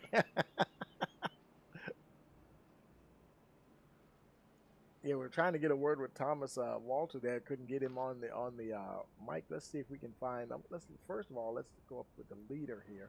They did wave off the restart. This time the lights are off on the pace truck. You know, we've got a ways to go before they get around to restart. Yeah, for this sure. race. Let's grab Aaron Kralik here. Let's see where Aaron is here. There he is right there. We'll bring him down here with us. Hey, Aaron, Tony in the booth. Got a copy? Yes, sir, I do. Hey, man, boy, I tell you, what do you think of this track, man? And are your arms getting tired yet? Arms getting tired, but my mental focus is slipping a little bit. I'm not the biggest fan of road courses. Wow. And I tell you, man, what would you think of this one compared to, like, say, Watkins Glen? Oh, I personally love Watkins Glen. It's just road courses in these cars. It is a little difficult. Right. I tell you, man. I mean, for the most part, y'all have been doing pretty good adjusting to it, but it does seem like quite a workout there. And how your tires been holding up? The wear has been pretty immaculate, actually. Only about 10% over a run. I think it's the temperatures that are really killing us. Oh yeah, okay. So it's a more of a thing. Is it more of a fuel mileage thing, you would say? You think the tires will hold on through a fuel run, or? Tires, yes, but right about now we're about maybe 10 laps short. Okay. Yeah, that's one thing that we were just saying. JD didn't think you were in the fuel window yet, so we were wondering if everybody was going to come down or not. But I think y'all are getting ready to go green. I'm going to put you back up to the channel. So we'll talk to you later, man. Good luck. Thank you, Tony. Yeah, man. There we go, just in time. Green flag is out. And, oh, boy, look at Vincent Sora. Woo! Wow. And I think, did Morris, somebody hit the wall, or at least scraped 48 it. hit the wall after the 14 bumped him a little bit. Wow. So that's bad blood coming back to it. And I didn't think there was anything. Well, you know, he did kind of muscle by the 48 as well, you know, but still. You don't forget that while you're. Oh, there they go. Because I thought it was the 8 car in 48, so I guess he's got the 2 guys that got a little chip on their shoulder, maybe, or right behind the 48, and maybe he's thinking, well, good thing I have good pace here to get away from these guys. Yeah, that's it too. Isaac Norris, look at that, up to 1.3 seconds already on that restart. I think the 14 car is trying to put bad voodoo on the 48 as the 8 passes on the low side. Yeah. Woo! Senchak takes back that second position. Now, I mean, man, you got to feel for the 14. Doggone it, his pit crew did a great stop and got him ahead of the 8, and then the 8 just went right back by him again. You know, so you can't blame the pit crew. You know, they did their job. You know, and that's it too. They got him out there. They got him out there in front of him, and you know, his job to stay out there. But Senchak has never ever really gotten totally away from the 14, and you almost think maybe need to catch him while they're still on those fresh Goodyears before they start wearing down a little bit. Well, I tell you, I think these guys are going to sleep good tonight when this is over. Now, lap 46 of 85. I mean, we're kind of getting there now, folks. It feels sort of like a marathon, but we are getting there. And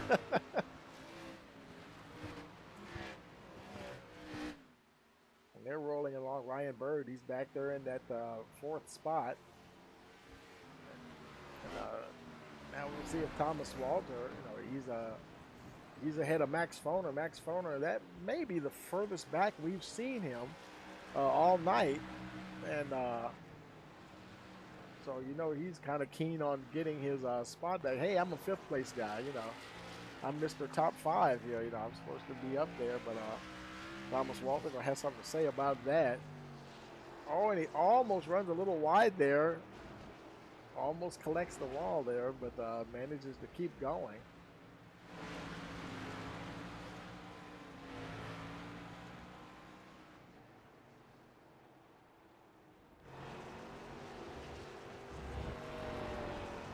Walter now making his way out of that final section.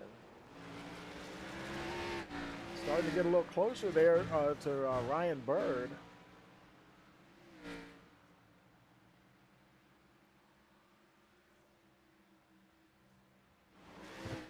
Tony, it takes one lapse of judgment too during this race. It doesn't matter if you're leading this in a top 1, 2, or 3 position right now. It matters about the last lap. If you make a mistake on the last lap, you're toasted. Yeah. Braking too late, braking too early, you're going to lose a lot of time either way. Yeah, and I tell you, this you do have a very, very brief moment to kind of take a little bit of half a breath, going like in the turns 1 and 2 and 3 and 4. But I tell you, after that, it is just, you're right on it the whole time, and there's just no let up once you hit that infield. I mean, this road course is definitely a workout for these guys, that's for sure.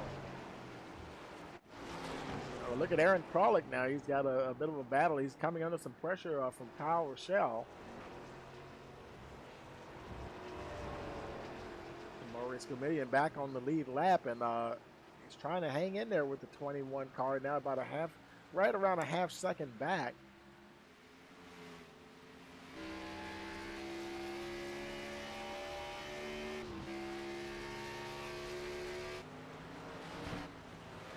See how they straight line that chicane as much as they can. That was a nice entry and exit there for the 44.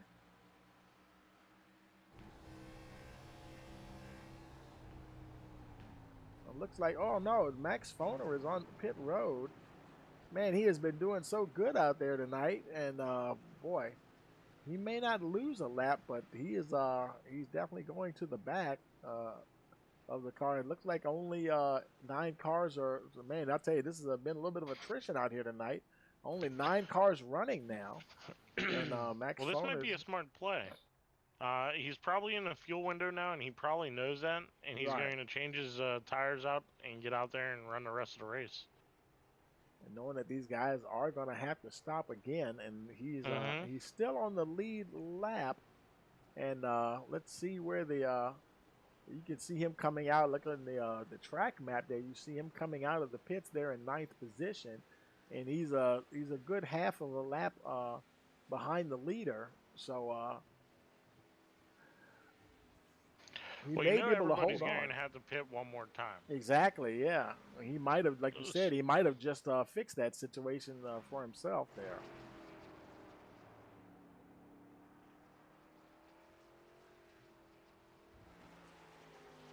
Isaac Morris continuing to power along that lead now just about 4 seconds over Tom Sinchak.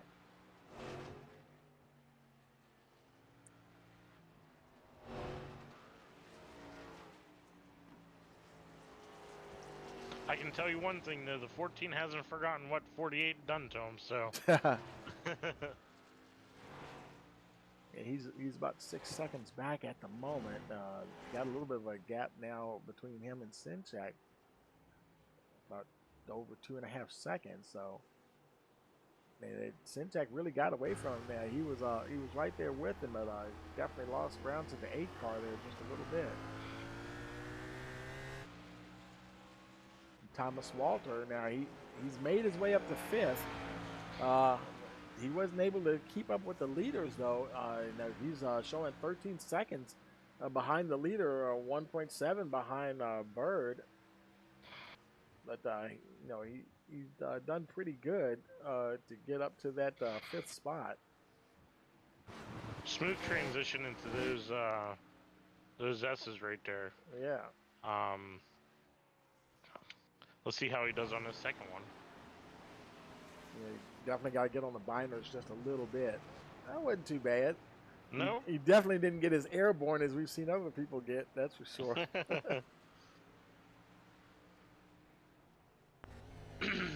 Now he's now that gap is starting to grow between him and Bird. Now just about 2.2 seconds there, fluctuating just a little bit. There's Ryan Bird right in front of him. A little bit of tire spin there, but he's been keeping the car pretty good on the handle there. Right.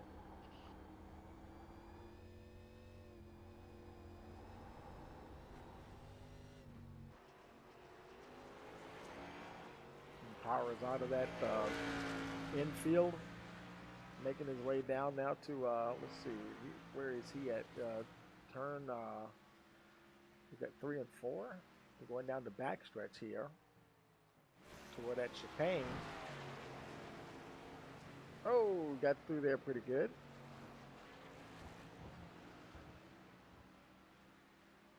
It almost looked like he had to flick it to the right just a little bit to avoid that curve just a little bit to keep from unsettling that car. But I did pretty good. That was a nice smooth transition there.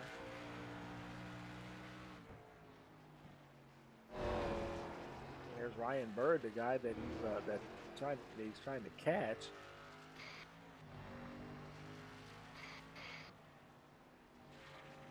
You could just see Walter in the picture there.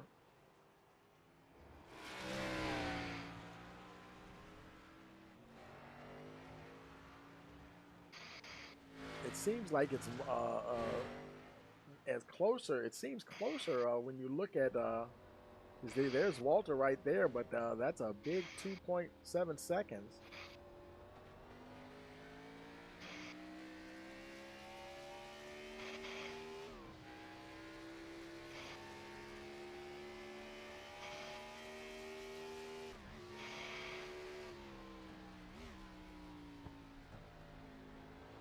Along there with Ryan Bird.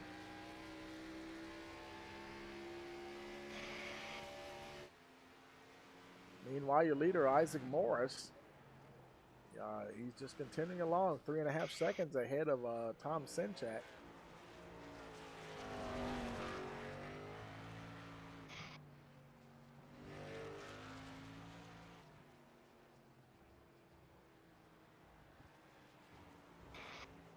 JD, you might want to check your mic there for a second.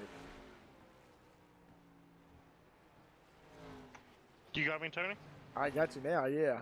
I don't know if Okay. that was static or what, but something was going on there. Okay.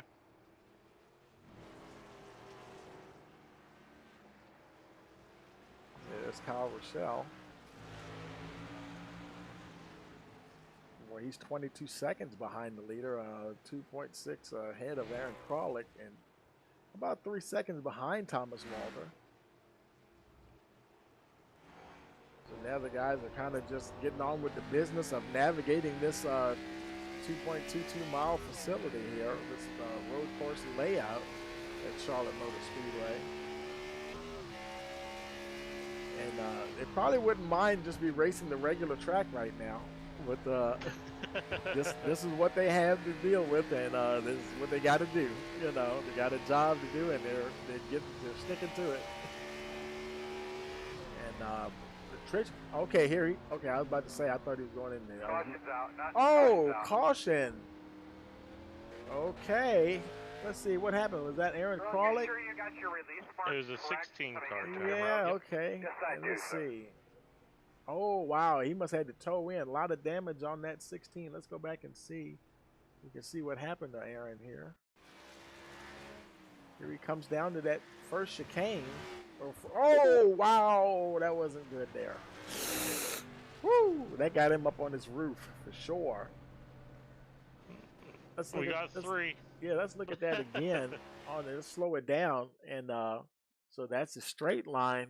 You know, trying to straight line it But what happened was he hit too much of that curb. Well, no, that second curb hit too much of it. Obviously, upset the car, and he had no steering control from there, and it just went straight into the edge of that tire wall. And oh man, tough break for the 16 there, and definitely had to tow back. That's for sure. So he'll be in pit road there for a little bit while the car gets towed back. Morris once again, field is going to gather up behind him here.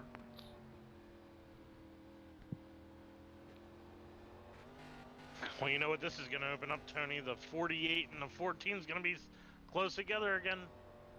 Yeah, and there's the pace truck. And I guess the 48 is going to slow down, let the pace truck by, and the 8 will be right behind them. And you know, this is kind of a free pit for these guys. That when we saw, who was it that we saw pit just a little while ago? That was Max Foner. The 51 car. Yeah, and now he is still on the tail end of the lead lap, but that strategy of his kind of just went out the window because now everybody's going to be on the level playing field once again. He did say that while he got on the radio. Well, there goes my plan. Yeah, and so now I wonder if he will just come back in and put some fresh tires on himself. He barely turned a lap or so before that caution came out. After he came out of off of pit road, I'm not even sure if he even completed a lap. Because maybe he got a few. Well, because we're at lap 55. He must have got a few in before the caution came out. Because it says that he pitted on lap 48. So he comes around now to catch up to the back of the field. There they are right there. It takes a while to get around here to catch up to the field.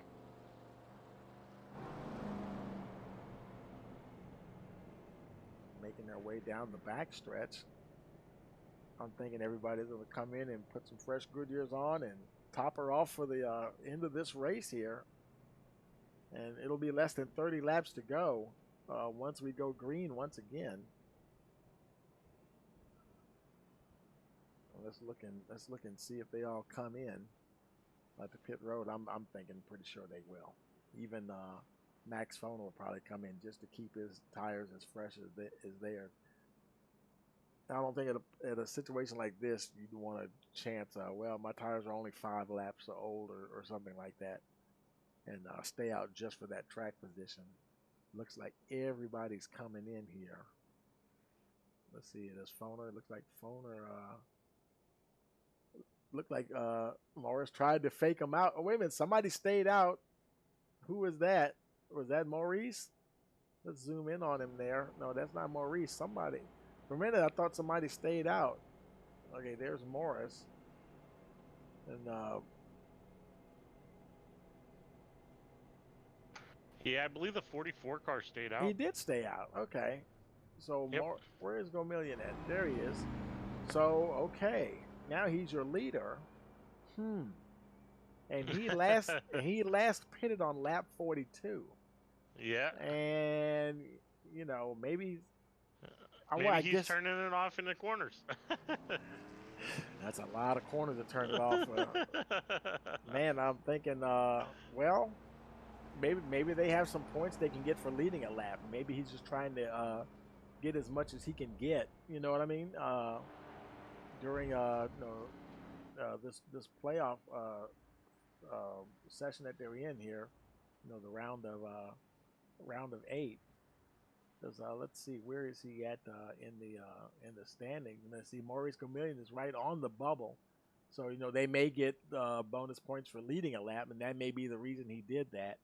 And thinking, okay, I might go a lap down, but who knows? We might have another. I'm almost willing to bet there'll be another caution before this race is over, and even if he loses a lap, he's still going to get those bonus points for leading a lap. Anything that he can do to stay on that bubble. Now, Patrick Hernandez isn't there. So let's see. That'll be interesting.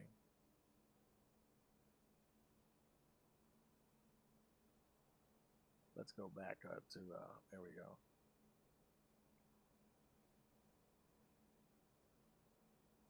They're making their way down the back stretch.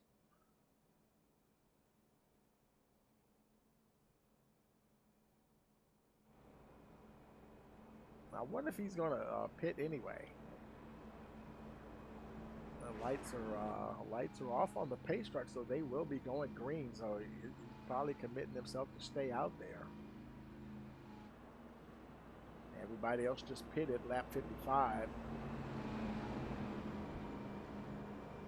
His tires are 13 laps older than everybody else, and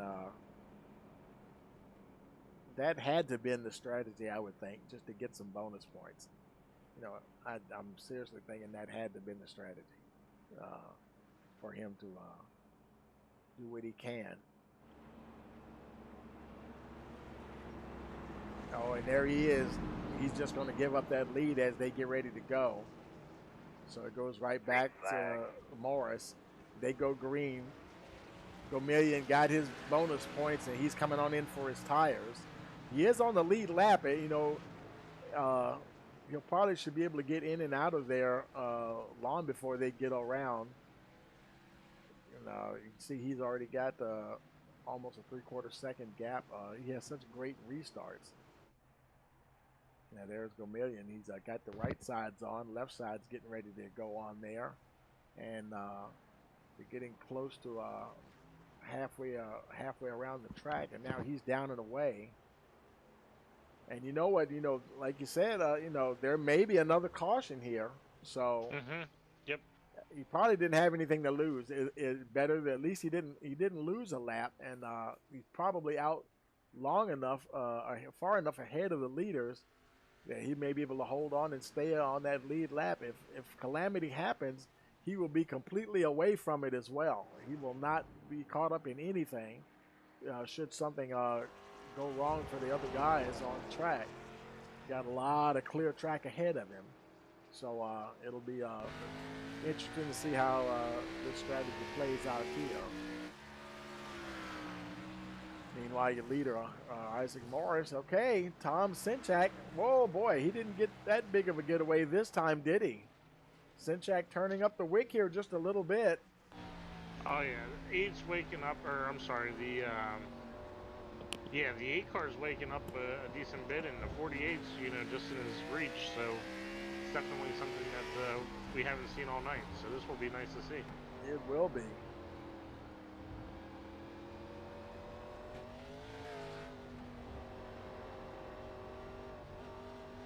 It seems like the 48 is just a little bit quicker in the infield than, you know, the outfield. These guys are pretty good on the outfield, but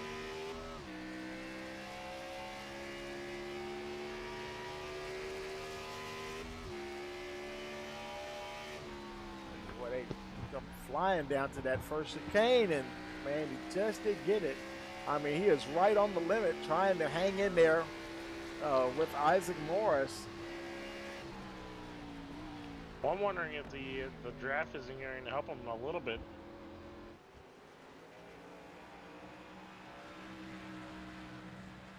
Now, if he catches Morris, now, you know, things got a little heated between them that first time around, and I guess he didn't appreciate how the 8 car got by him. But you got to wonder what's going to happen. Could these guys be setting up to make something good happen for the 14 here? Because he is just far enough back to, if anything goes wrong in front of him, he won't get caught up in that either. That blind turn there, if something were to go wrong for him while he's in that blind, you know, coming over that blind crest, that would be the only thing I would say that would be bad for him. But other than that, you might want the 8 to catch the 48 just to see what will happen when those two get that close to each other.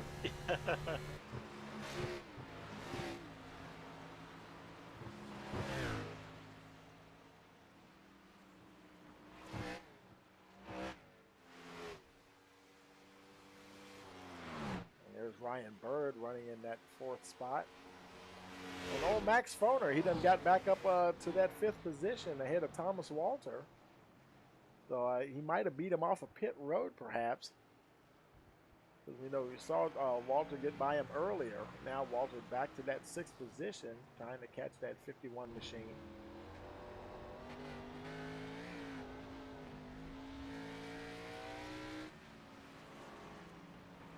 And Kyle Rochelle now also getting a bit racy. Trying to close up on the 57. In lap 60 here of 85. Only 25 to go. And whether it's a road course or oval track, you know that as those laps wound down, folks are going to start getting up on the wheel now and getting to be go time here.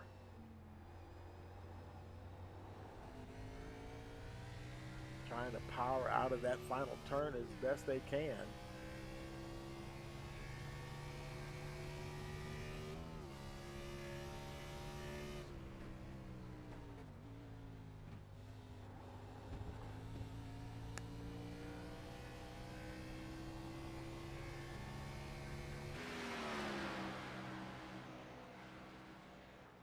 Maurice Gamillion, he is continuing along now. Aaron Kralik is back on. He's on track, and he's 17 seconds behind the 44. He's 2 laps down, so he's no danger to passing Gamillion for a position. And the leader is about 40 seconds behind him, and not exactly closing in at a quick pace. He's probably getting there a little bit, but Maurice, he's got plenty of open track ahead of him, and who knows? He just may be able to stay ahead of the 48 car should another caution come out.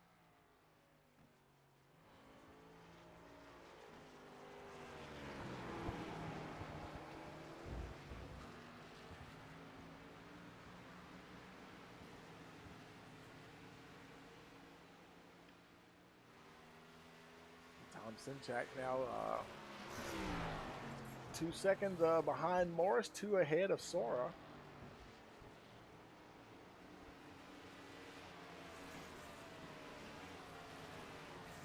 You see, there he is, and there's Vincent Sora now just going into turn 1. Now 3 seconds behind Sinchak.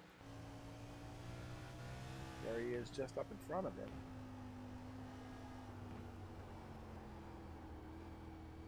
Seems tantalizingly close.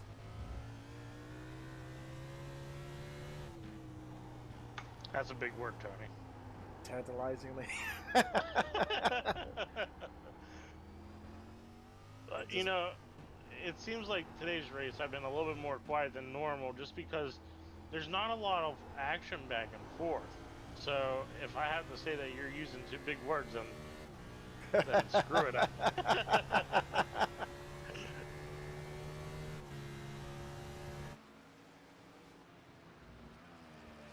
What's the definition of tantalizing?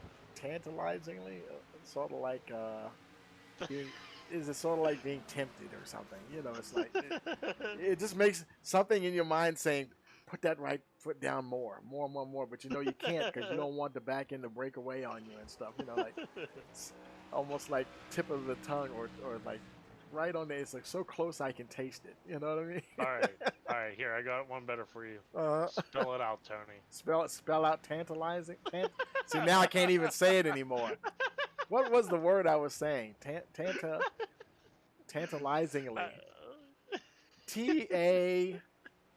And here we go to Max Foner here, folks.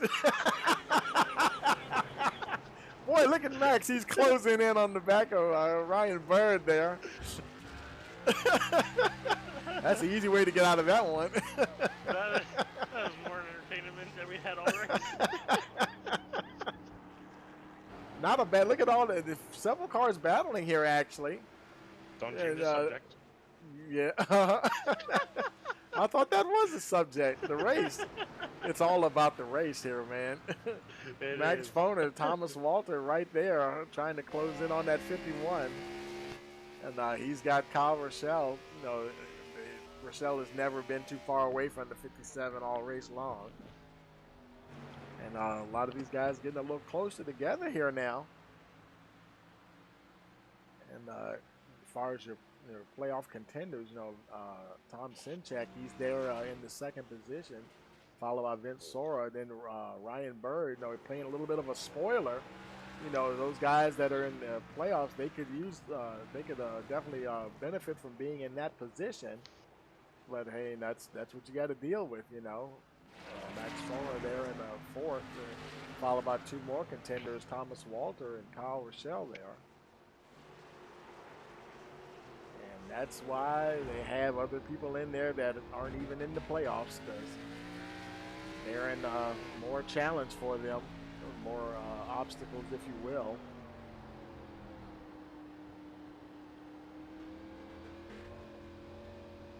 Now 10 retirements on the books and 9 cars still in contention. Well, still on track racing. Aaron Kralik, he's 2 laps down in 9th position. He is continuing on.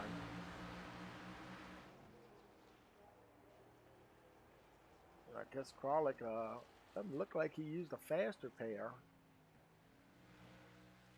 That's interesting because the car still looks banged up. Now, if he had to tow back, you would think he would have had to use a faster pair. But that car still looks like it's got a bit of damage on it in the back anyway, I thought I saw there. Yeah, that left rear is still banged up pretty good. Well, both sides of the car on the rear there. So they just had to flip it over. I guess so. He probably didn't want to burn his faster pair. You just never know. 20 laps to go here. Anything can happen. Well, Aaron said he wasn't exactly enjoying this track anyway, so he's just trying to power through here and make it to the end.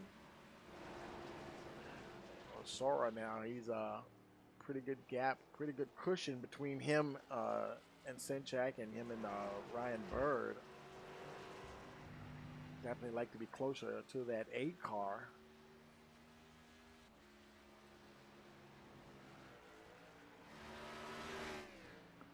The Charlotte Roval proving to be a bit of a beast for these guys. And they're hanging in there. Isaac Morris is definitely hanging in there. He hasn't led every lap, but he's led the majority of them for sure. The leader here on lap 66 now as he starts lap 66. That gap once again 5 seconds ahead of Sinchak. It runs a bit wide there. After a while, sure, it gets it drained on you physically, but it gets mentally draining as well. If you're not used to this road course racing, and I'm sure the guys are starting to feel it mentally as well.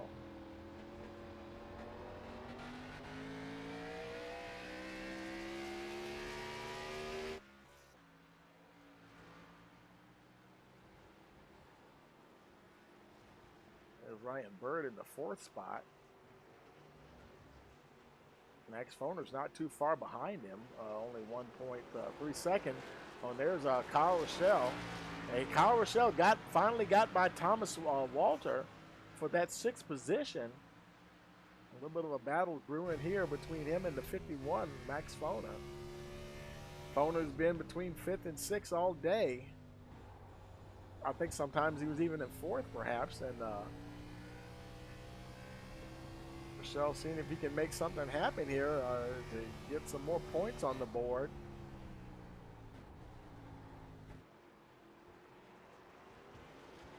Walter's still not out of the picture. He's right there. We're now lap 67 of 85.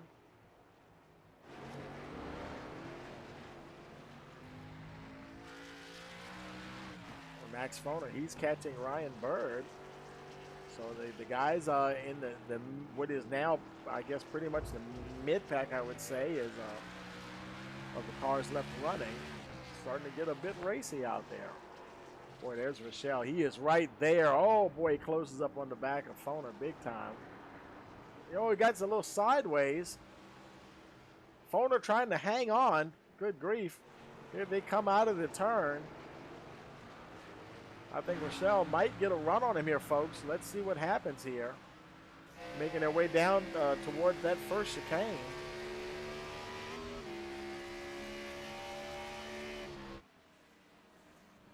Well, let's see if they go smoothly through, and they do. They get through there.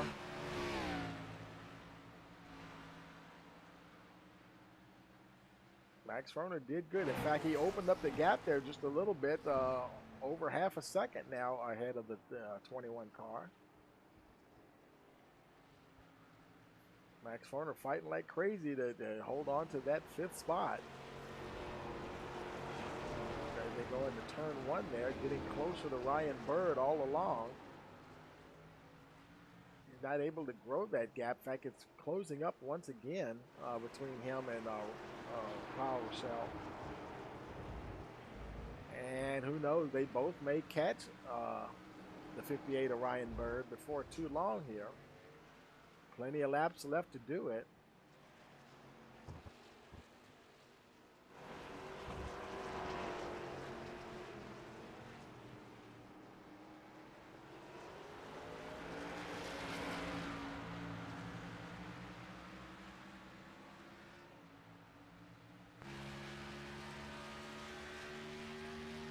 Now really starting to put a little bit of a light between him and Rochelle. It was up to about 3/4 of a second. Oh no, he got something happened there and got a little out of shape, and Kyle Rochelle just went right on by into that 5th spot. It's crazy how the tides can turn so quickly, Tony. If you're just a little bit off the pace, it's like the car's standing still. Yeah, I mean, you make a mistake, and that's what a lot of this is, putting the pressure on a guy to force him into a mistake, and that's just what has to happen sometimes, because no one has truly gotten the better of anyone a whole lot around here. So we saw Sinchek kind of muscle his way past Morris there early on in the race, but as far as anyone being able to get back and fight back, that hasn't happened all that much. So there's Rochelle and there's Foner. He's trying to hang on to that 21 car. They still have not caught Ryan Bird. Bird doing a good job to stay ahead of those two. As Foner comes to that really fast chicane there. It may look fun seeing the car get up in the air a little bit, but I'm pretty sure that every time those wheels leave the ground like that, that's traction that they need to get through that turn, as opposed to just sailing in the air like that.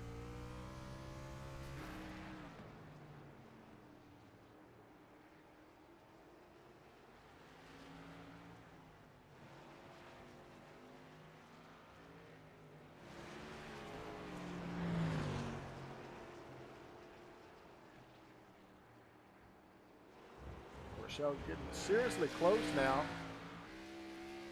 to that 58 car, Ryan Bird. Let's see what happens when they come out of the infield this time around. He might try to make a pass on the 58. 58 got loose there in that corner, and 21 gained some speed. Yeah, here we go. Getting ready to go down the backstretch here. What will happen when they get to that first chicane?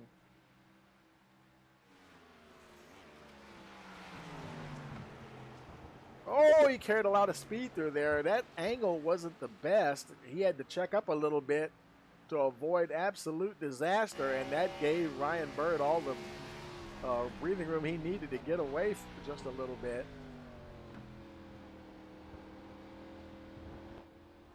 He's still able to stay ahead of Max Foner, though.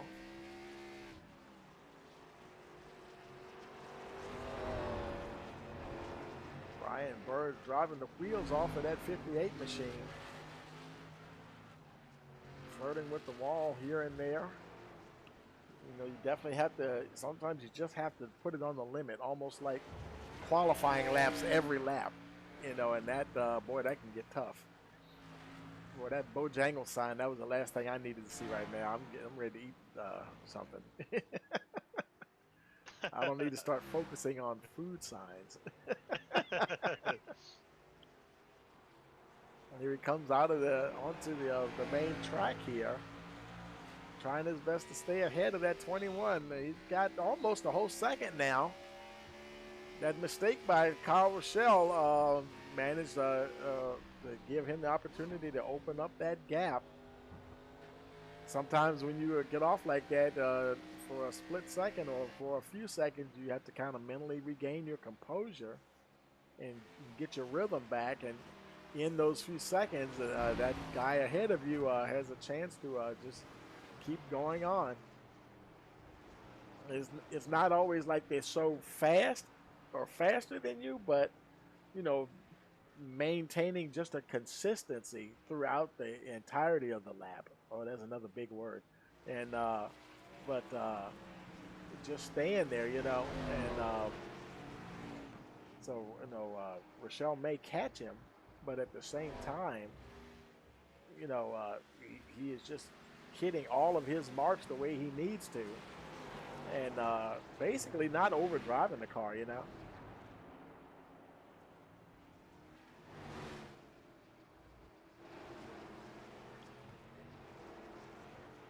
Because he is just, you see where he's just staying pretty darn smooth coming out of the turn there.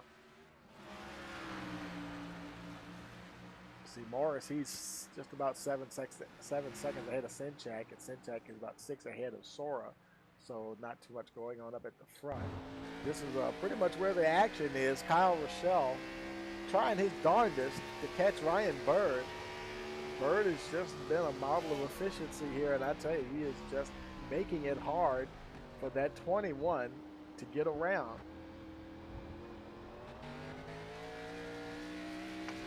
We're at 11 laps to go, Tony. This is going to be a pretty good race here. Absolutely. If I was Ryan Bird, I would not change a thing. I would just keep doing exactly what I'm doing. Don't try to overdrive those corners. Keep that car on the black stuff there and just hit your marks. You know, you can make, you know, sometimes the guy behind you trying to pressure you into a mistake, and you maintain your consistency, you can almost pressure him into overdriving the car, trying to force you to do something. Got good speed out of that corner. That's the thing where Rochelle just can't take advantage. He can stick with him in the infield, but yet when they get to the straight, he's got enough horsepower there to just stay ahead of that 21 to keep him from taking advantage of the closeness there, you know, when he pulls up on him in the infield. Here they go through the second and final chicane. Oh, he bobbled a little bit too much that time. I think he might have opened the door. I think Rochelle's going to get him. Is he going to try to slam it shut? He does. Wow, I think Rochelle was a little being sportsmanly there to not make sure anything bad happened, that the two of them continue to roll on.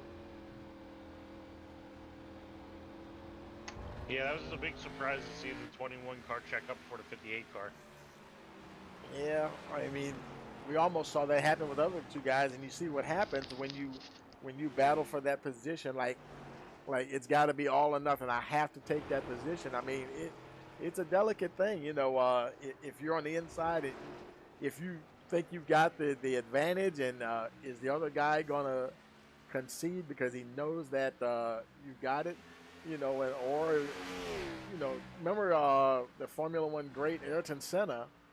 Now, he was known for putting his car in a position that he left it up to you to decide, you know, are we both going to make it through this turn? I mean, he just acted like sometimes he didn't care, you know. We're either going to make it through or we're going to wreck. It's up to you. You know, how bad do you want to push that position? You may not be in the perfect position to pass me, But you know, it's just up to you. I tell you, Tony, I would never let someone else have my faith in their or fate in their hands. You know, I would definitely be driving a little bit more aggressive and not putting myself in that position. I don't know about you, Yeah. but whew, And that's what he did too. You know, he was an extremely aggressive driver, and you know he even if he was the one that was trying to pass the other guy, you know, he would pretty much come up alongside and just get in a position to say, well, I'm not going to give up this spot, and looks like the 58's going to give it up this time. Kyle Rochelle wow, just goes right through. That was a nice pass and uh-huh. good hard racing, but you know, Bird knew that he didn't have that corner right, and Rochelle had plenty of momentum coming out of there. Man, he is gone. Wow, look at that. 1.5 seconds already. He has seriously been holding up Kyle Rochelle, and we're at lap 76. He's now in 4th position, but you know he's 20 seconds back.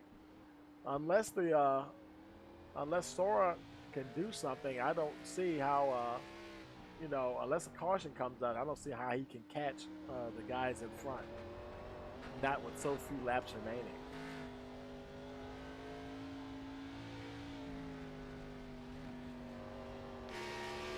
There's Isaac Morris.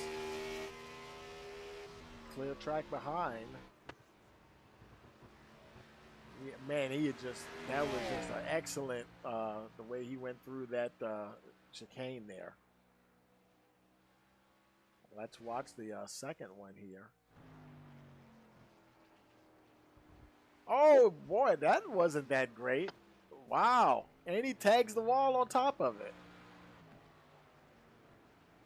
Man, and he is 7 seconds ahead of Sinchak. He doesn't have to tear his car up. Wow. If he keeps doing that, he will open the door for Sinchak. Tom Sinchak still rolling there along in 2nd position. He's 6 seconds ahead of Aaron Kralik, who's not on the lead lap, and Sora is about another second behind him, behind Kralik.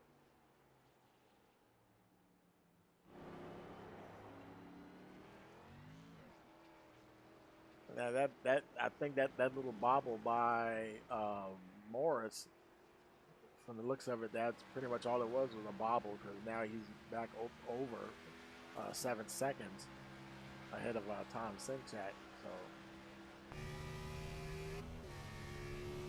with Tom Sinchak now, it's just kind of a deal of, okay, you know what? Let's get to the checkered line. Let's get the checkered finish, the checkered flag, and every time they go through those chicanes, I swear it seems like that left side wall there gets closer and closer. Nice entry and exit through that final chicane. Now lap 78 of 85. Just went slightly less than 7 seconds now on Morris, now 6.9, but could it be too little, too late?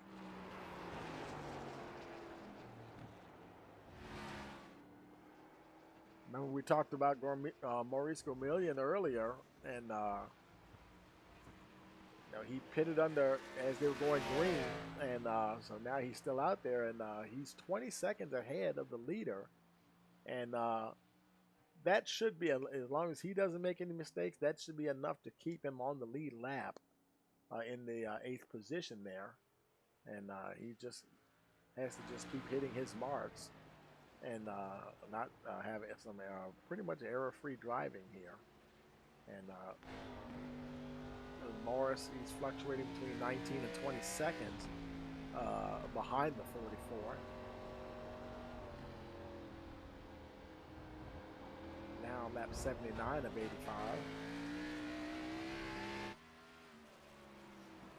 There's Vincent Sora.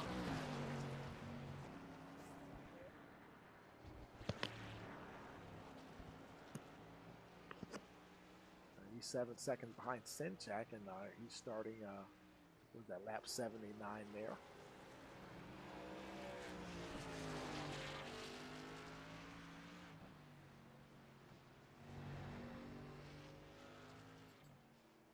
think that was Aaron Kralik right behind him. Kralik back out on the track and plus a couple of laps down, 3 laps down now. Technically in the lucky dog position.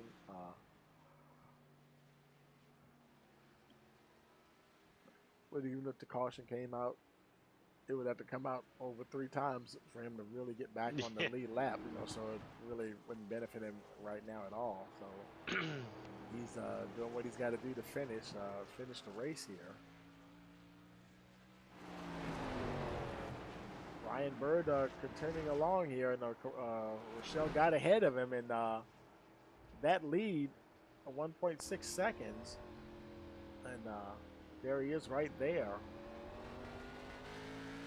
He was doing such a great job keeping him back there, and maybe Rochelle finally got to him.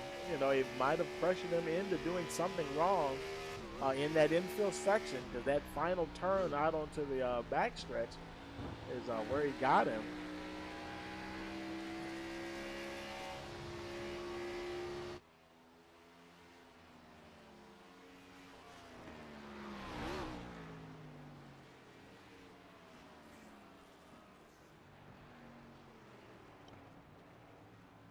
There's Thomas Walter. Okay, Thomas Walter, he is battling with Max Foner there, trying to catch Max Foner for that 6th spot. Max say, you know, I'm not falling back any more positions. I was in 4th and 5th. I'm not going back any further.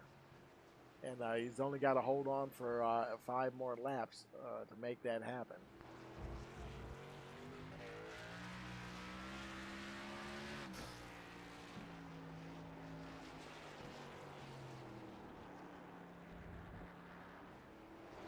They go through the infield section.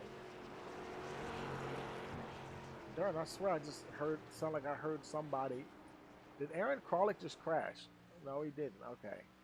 I heard the sound like somebody's engine blew or something. I don't know what that was. Maybe it was just somebody hitting the wall, maybe. So, you know, there are certain sections around the track where they don't overlap, but they're right close to each other. You can see other cars on a different portion of the lap, you know, as they pass close to each other. You know, particularly in that entering into and coming out of the infield section right there, where they're literally just a wall between you and the other car going in the opposite direction.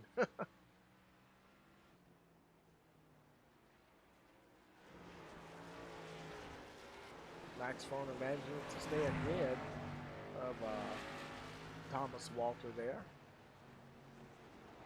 Let's see where Kyle Rochelle is at. He's opened up that gap now on Bird. Bird's now 3.5 seconds behind him. I don't know about you, Tony, but I'm hoping for a caution to get these cars back together. Whew. Yeah, I don't know if that's going to happen. I mean, let's see. Who's the closest? Now, Thomas Walter, he's battling there with Max Foner. That's one of the closest battles on track. And now, if Walter were a little closer, he may be able to pressure the 51 into a mistake. But Max Foner, he's doing a pretty good job there. He's holding his own against the 57 of Thomas Walter.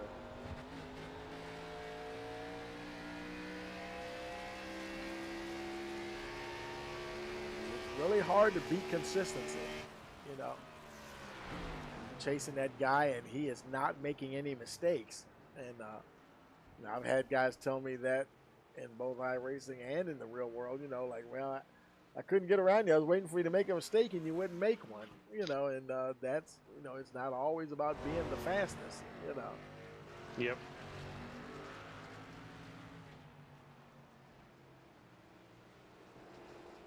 Bird continuing on, and Walter is getting ever closer to that 51 car.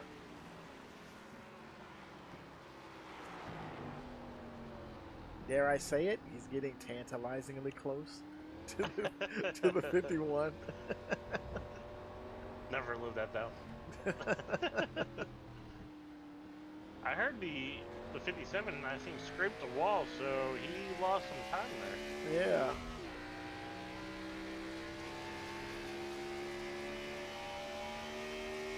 darn, that gap kind of opened up a little bit though. Whatever time he lost, he Oh, yeah. now 1.4. Oh! Oh, and that He did went it. into the wall. Yeah, that'll do it there. Oh man. I wonder if Oh. his steering is all messed up. Go into the inside cam, please. Yeah. Let's it showed him crash. Let's take it back. Well, it didn't. Yeah, here we go. Let's go back to the replay there and. Oh shoot! I hit the live by mistake. Let's go back to that again so we can see that. I wanted to slow that down. Here comes Max here, and so he's making his way around.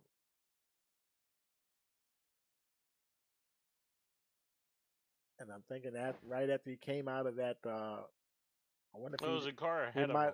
Huh? I thought it was a car ahead of him. Oh, I thought it maybe was. not. I think it was him that hit the wall, because that's You know how what? Walter. You are right. That's how Walter got us there. He was completely off. See how that was? You know what? Let's run that back a little bit, because look at the angle at which he was. Let's slow that down. Go to roof cam there. And looking at it right there, you can see where he is positioned. He is too far to the right. He's never going to straight line. He's trying to straight line that chicane as much as possible, but he's never going to do it at that angle, because you can even see where the racing line is off to the left. And his car needs to be more to the left to make it through there. So he's going to hit that inside curb, and he's completely in the wrong position here. You know, he's just going to go over the curb, get the car completely unsettled. And now it looks like he's pretty much along for the ride now, trying to overcorrect, and I believe it's must have snapped back on him.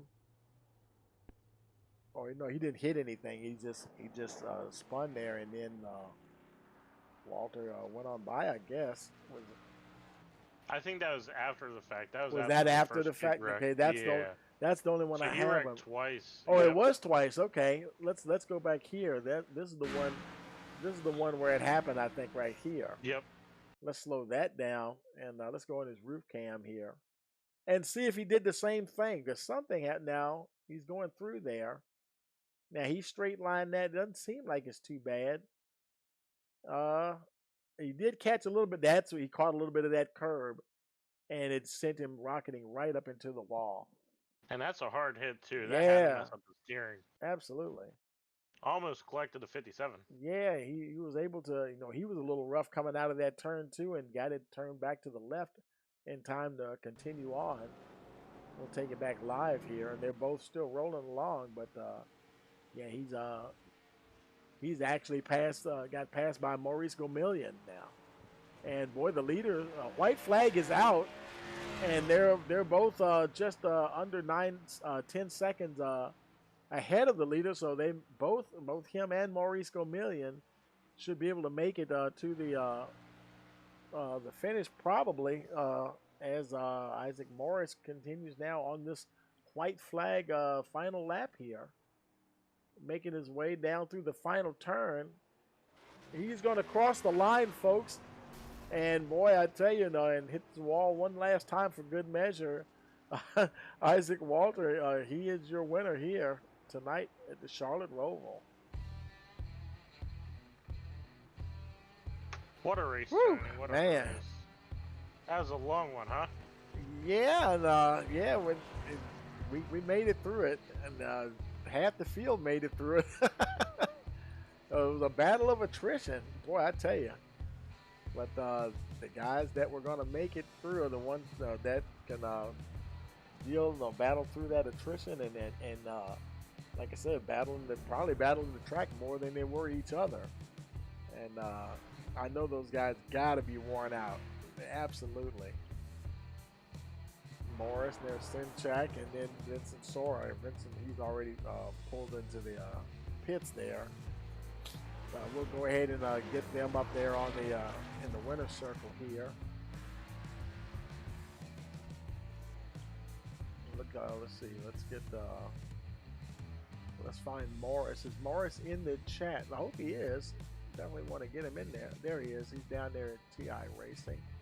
We'll move him up to the winner's circle, and then grab Sinchak and Sora. Let's see, where is there's Tom Sinchak right there. We'll put him up there. Find Vincent Sora, bring him down. And let's head on down to the winner's circle. Here we are with your top three here. Isaac, man, I tell you, boy, you put on a clinic there today, man. Congratulations. Hey, thank you. Yeah, it was it was a difficult race. I tell you, man, and you know, not everybody's used to road courses in general, but I tell you, this place is tougher than it seems, isn't it? Yes, it is.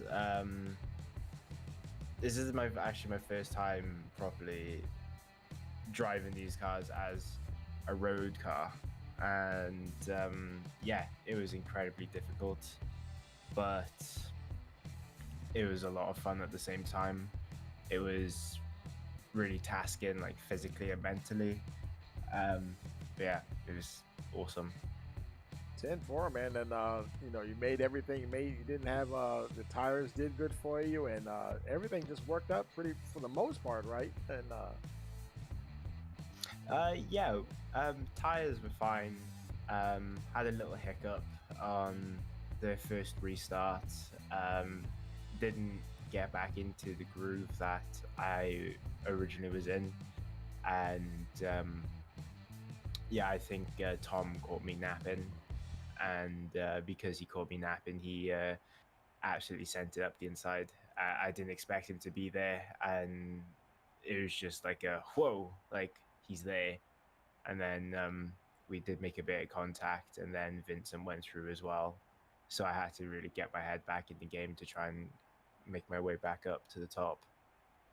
10-4, yeah. Is it feel like it's a mentally draining course driving these type of cars here? Yes, it's because you really have to focus on how much you're braking and how much throttle input you have, and also where you're positioning your car on circuit, especially for the chicane. Because if you put your car too far right or too far left before you enter it, your whole line is compromised for the whole chicane. And you've just really got to hit your marks properly when you go into it. And I did notice that I was going over the turtles a little bit and getting some air, but it wasn't significant to damage my car. 10-4. Well, congratulations anyway, man. And anybody you want to give a shout out to?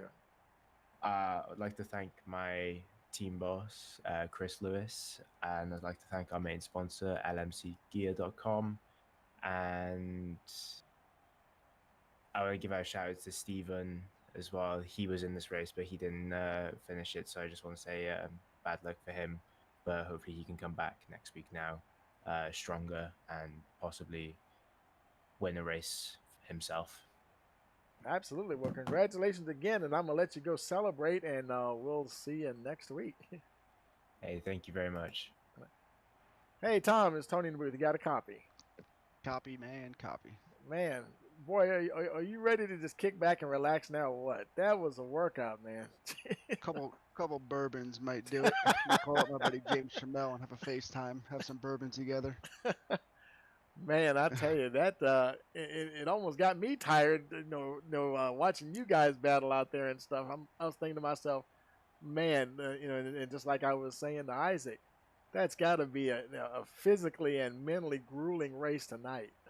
Yeah, I was gonna work out after the race, but I don't think I have to anymore. Yeah, you don't really feel it in the forearms. Yeah, you don't burn some calories tonight already. Oh yeah, no doubt. Man, but yeah, I mean, you're doing what you have to do to get as many points as you can in the chase here, and yeah, absolutely. That's what it's all about, man. But congratulations on that second place. And thank you. I needed it. Yeah, absolutely. And we got two more to go before we go to the round of 8 there. And, yeah, round of 4. Round of 4. Yeah. I'm sorry, the championship 4. And anybody you want to give a shout out to? Everybody that's in the race. I want to say sorry to Isaac about that one restart. I saw the guy in front of him, and I was going to use him as a pick, and I got a little over anxious right there. We did make contact. Give a shout out to Vince. He ran a great race. A couple there. I thought he was going to try to track me down at the end right there. And Kyle got off a plane today ran his first laps in practice at this track and came Wow. in 4th place. And he really needed. He never ran this track before in a Cup car, so him to come in 4th place, he'll tell you himself that Wow. he's not this isn't his favorite type of race. Yeah. But to do that well, and like you said, not have any experience here, man, that says a lot about his talent there alone. Yeah. Yeah. He sent me a text message before. He said top 18, I'll be happy. so fourth is a big difference. Absolutely, man. Anybody want to give a shout out to? Yeah, I got my uncle watching, my brother's here, my cousins are watching, and the team. It's been great. 10-4, man. Well, congratulations. We'll see you next week. Thanks, buddy. Hey, Vincent, you got a copy? Yeah, hey Tony. Man, I tell you, you kept battling with them. They were a little too strong for you tonight, but they never quite left you behind. But man, you made it through a grueling race there tonight. Yeah, it was actually a pretty good race. I enjoyed it for the most part. I don't think anyone was beating Isaac tonight. He was in another zip code for the whole race. Thought maybe I could have something for Tom there, but he was just faster than me also, so I'll gladly take a P3 and on to Kansas next week. Absolutely, and like you said, it's all about those points now, and just trying to do the best you can to get up there, right? Yeah, I'm really hoping that I can make this top 4 and go for the championship. All right, man. 10-4. And anybody want to give a shout out to? You for broadcasting, Isaac for just driving a great race, Tom, and everybody in the league. All right, then, Vince. Well, congratulations again, and let you guys go get a well-deserved rest here, and we will see you next week. All righty, thank you, Tony. And we'll make our way back up to the broadcast booth here, and that will be that. And that we'll go ahead and that will be it for us here tonight. And we're going to go ahead and bring up those final results here. Isaac Morris is your leader. Tom Sinchak second. Vincent Sora third. Kyle Rochelle fourth. Ryan Bird fifth. Thomas Walters sixth. Maurice Gomillion seventh. Max Foner eighth. Aaron Krolick ninth. Austin Cook 10th position. Ryan Ferraro 11th. Cody Porter in 12th spot. 13th, Stephen Perriott. Dakota Moniz 14th. Adam Westfield and James Trammell did not start. I'm not sure. They might have been working race control, maybe. I'm not sure. But they're scored 15th and 16th position. And as always, we want to thank you for joining us here on Rice Motorsports TV for the North American iRacing Stock Car Challenge in their playoffs. And boy, what do you think, JD? That was a heck of a race, huh? It was, Tony, and they did a great job, truly making it a clean race. Doing a whole 9, and it's always good to see the guys race clean and have fun doing it. So, absolutely, man, and so for all of us here at Rice Motorsports TV, we want to thank you for coming out and wish you a pleasant evening.